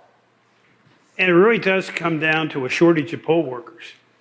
If I go into my poll, and I've been there every time, they all know who I am. I still show them my personal ID. But they're older. I mean, I'm pretty old now. They're older than I am. And we're having a difficult time replacing them. I know in Allegheny County, Cliff, I'm going to look to you. What were they offered? $100 a day to work the polls, to bring people into the polls. Professor Mystic from Duquesne Law School and I teach together. He has an election law class, and he arranged to have some of his students at the polls working for the county at that time. Hopefully, maybe here at Dickinson, you can do that coming up in the primary, but particularly in the general election and an, as they call it, off-year election, to get that involvement and that participation going at that time. I would just add, if I could just add, we really haven't talked a lot about the poll workers. Counties could not run the elections we do without the folks on election day working at the polls. They are very long days. So if I can advocate for one more thing, it would be for the state to increase the pay for our poll workers. It is a very long day, and they deal with a lot at the polls. Income tax free. And income tax free would be even better. At least at the state level. Maximum they can get now is $200. So if you're a judge of elections, some places you're showing up at 5 a.m. to get that machine out and get everything ready, and you have to stay till the work is done. It's a long day for folks. David? Thanks, Governor, and thanks, Madam Commissioner. I've already been identified. David Thornburg, I'm leading the effort to allow independents to vote in primary elections. I know Governor Corbett is supportive of that. But I want to actually ask a different question to both of you. You mentioned that and I've always objected to this term, we have an off-year election coming up, which suggests that the only real election is the presidential, right? My guess is, I'm from Philadelphia, we'll probably get, if we crack 20% turnout, that would be something. I don't know what you're anticipating in York, but that's troubling to me, and I suspect it's troubling to you. We have succeeded or failed in nationalizing local elections. Everything seems to be a referendum on who's in the White House or what the Congress is doing. So I'd just be interested in your thoughts, both of your thoughts, about how we can push back on that. And I'm sure you wouldn't disagree with that. Local elections have a much greater effect on people's day-to-day lives than what's going on in Washington. So I'm interested in your thoughts and whether you think this is a problem. Julie? So I like data. I heard somebody else mention making decisions by data. I'm a firm believer in that. So I always look at the statistics from each election. And you're spot on. In the presidential election, we'll get 75, 80% turnout. In a gubernatorial election, it drops down to about 60. In these off election years, it's 20%. And you're exactly right. You're electing people to your school boards. You're electing township supervisors. You're electing county bar officers like myself, who clearly the decisions that we make day in and day out impact all of our lives. So I think it's continuing to educate folks on the importance of voting in those off-year elections. I'm going to quote a former Democrat Speaker of the House in Washington, Tip O'Neill, who said, all politics are local. And you hit the two key. Township commissioners, supervisors, whatever, and then the school board. What affects you more every day, the federal government or the school board that you're paying for? Who, by the way, is not paid for the job that they're doing. And there are no qualifications for anything other than being a registered voter to be on the school board and decide what your taxes are going to be, in addition to educating your children or your neighbor's children or your grandchildren. Probably, in my mind, as important as voting for president, and in some cases, more personal to you on a regular basis. So if we could, maybe we need social media to go out and get everybody to go out and vote. Finally, in this election, you do have judicial races locally, and you have judicial races statewide, and in the Supreme Court, we have 3 Supreme Court justices who were elected 10 years ago. They're up for retention. And if they are retained, the balance of power remains the same. If some of them are not retained, it will change. Those are important elections to people that, unfortunately, would you say 20, 25%, 75% of the people are considering when they don't vote. Cliff? Thanks, Governor, Commissioner. I feel compelled to throw out just the other argument on voter ID, lest it get lost. So we used to practice law together, so we do this. Actually, yeah, a cup of coffee every morning. So, and surprisingly, we agree on like 80% of the things in the world. So hopefully we can pursue that. So on the voter ID in Congress right now, there's the SAVE Act, which is talking about a requirement that people produce their birth certificate and driver's license to match. And somebody pointed out that there's like 69 million women in particular who have changed their maiden name to once they got married. So 69 million people potentially could show up and have a conflict between the birth certificate. And that's a bill that's getting a lot of support in Congress on the Republican side. But the other thing is when you look at the other ID issues, and this came up in the litigation 10 years ago or so on the voter ID law, that a lot of the people don't have driver's licenses, and there are populations in cities and different populations that don't have cars. And there are issues about then going and getting a satisfactory state-issued ID, which are often at PennDOT areas, which are in suburban areas what require a car to drive to get your equivalent ID. And so there was a lot of testimony that was presented about people who couldn't go, and it was very inconvenient to get that. And there are other things, again, even with the ID, there are many people whose names have changed because of marriages or divorces or what have you. And then it goes really to the question of like, what is the problem? And this is one of the frustrations that I have seen is that a lot of times people say there really isn't a problem. people perceive there to be a problem. So you say, well, okay, so let's have a correction for a perceived but not real problem that may then disqualify certain people who vote.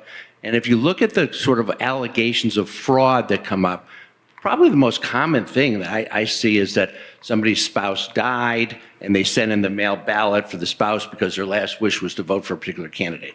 And those votes, by the way, don't count because the counties find out that the person died and pull the ballot under state law. So I guess before we do the voter ID, if we're looking at data, I think it's really important to say, what is the problem? What evidence do we have of people voting inappropriately? How many people will we lose if the voter ID is such that it creates a barrier? And that would be a fair question. And that's the question, really, not that some of my constituents perceive that there might be a problem because of a lot of rhetoric. So that's my 2 cents to offer.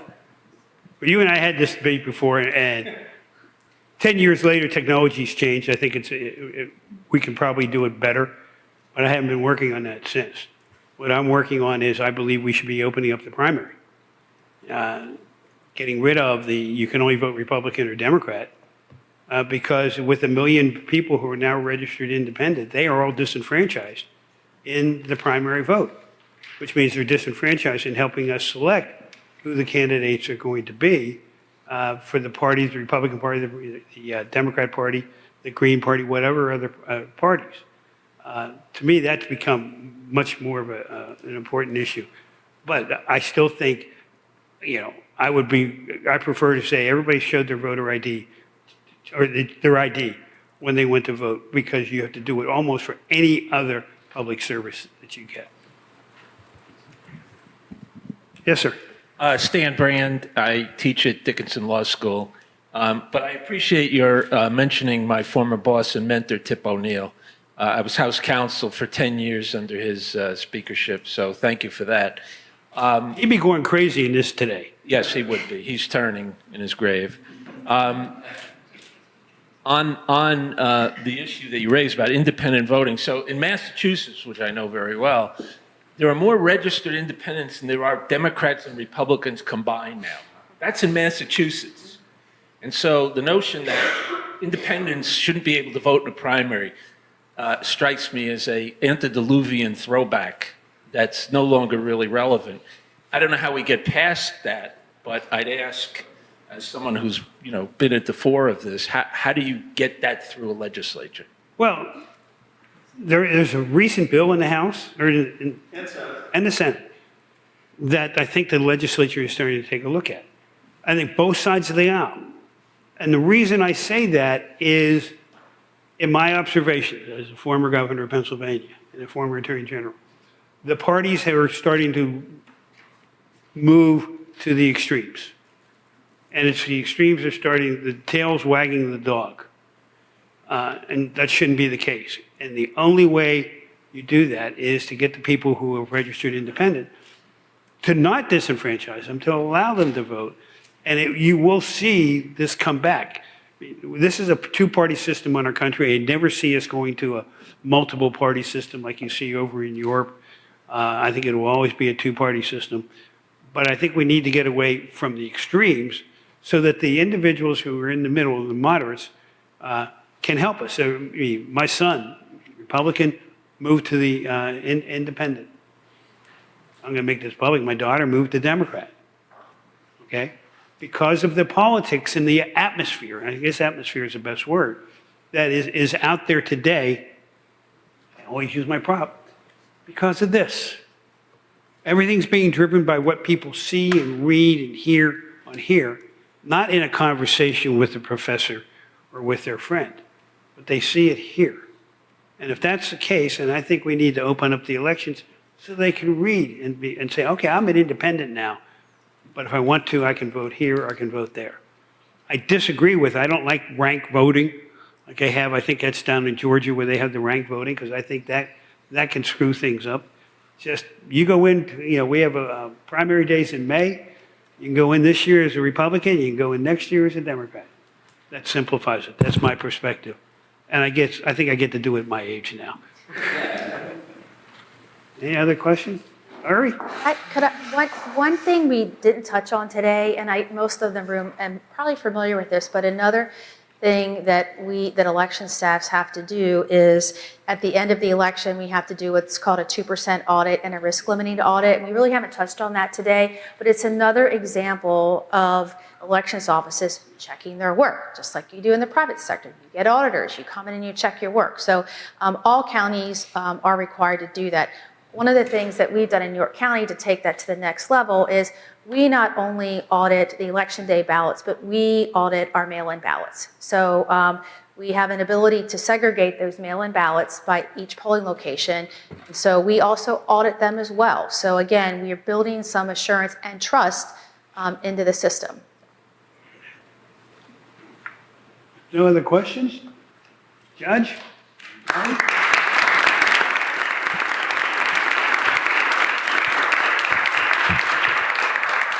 Governor and Commissioner, thank you. That was wonderful, a great and fitting endpoint to what I think was a really, really informative day. And I want to tell all of you, thank you for your rapt attention today. This was a terrific audience, and I'm particularly glad to see a number of my students here today. Very gratified and love to see you participate at the level that you did. So we move forth and continue to stay tuned on these issues because I think they are issues that are essential and central to our democracy, no matter what side you're on, and stay engaged. And one of the takeaways today ought to be that whatever side you fancy yourself on, or even if you're in the middle, there is room for compromise, and you can coalesce on these important issues. Thank you to Ari and to KOR, and we have worked with them now for years, and we're going to continue to work. Those of us who are so honored to be on the board of Keep Our Republic. Ari, you want to say a few words to wrap it up? I would just say two words that aren't said often enough in Washington. Thank you. This was a collaborative effort. I think it was just a few hours after the November election. Judge Jones called me and said, okay, what are we doing now? How do we keep this momentum going? And as I said at the beginning of this morning, I think Pennsylvanians have a lot of questions still about how their elections are administered, and hopefully today we helped answer some of those, and with the help of PCN, hopefully reached a large audience and other great outlets that are here. But we're not a lobbying organization. I think a lot of great practical, pragmatic solutions were brought up today, and there are great stakeholders in the room that can help move that along. And I was very heartened to hear that it does sound like the Speaker of the House is ready and actually does have some legislative text in her mind, or maybe already on paper. So we look forward to staying in touch with everyone. Let me know you have lunch over here. And that was just the most important thing I'm supposed to do, and is let folks know there's a lot of good food over there for folks who have a long drive home or a short drive. So thank you. Thank you all.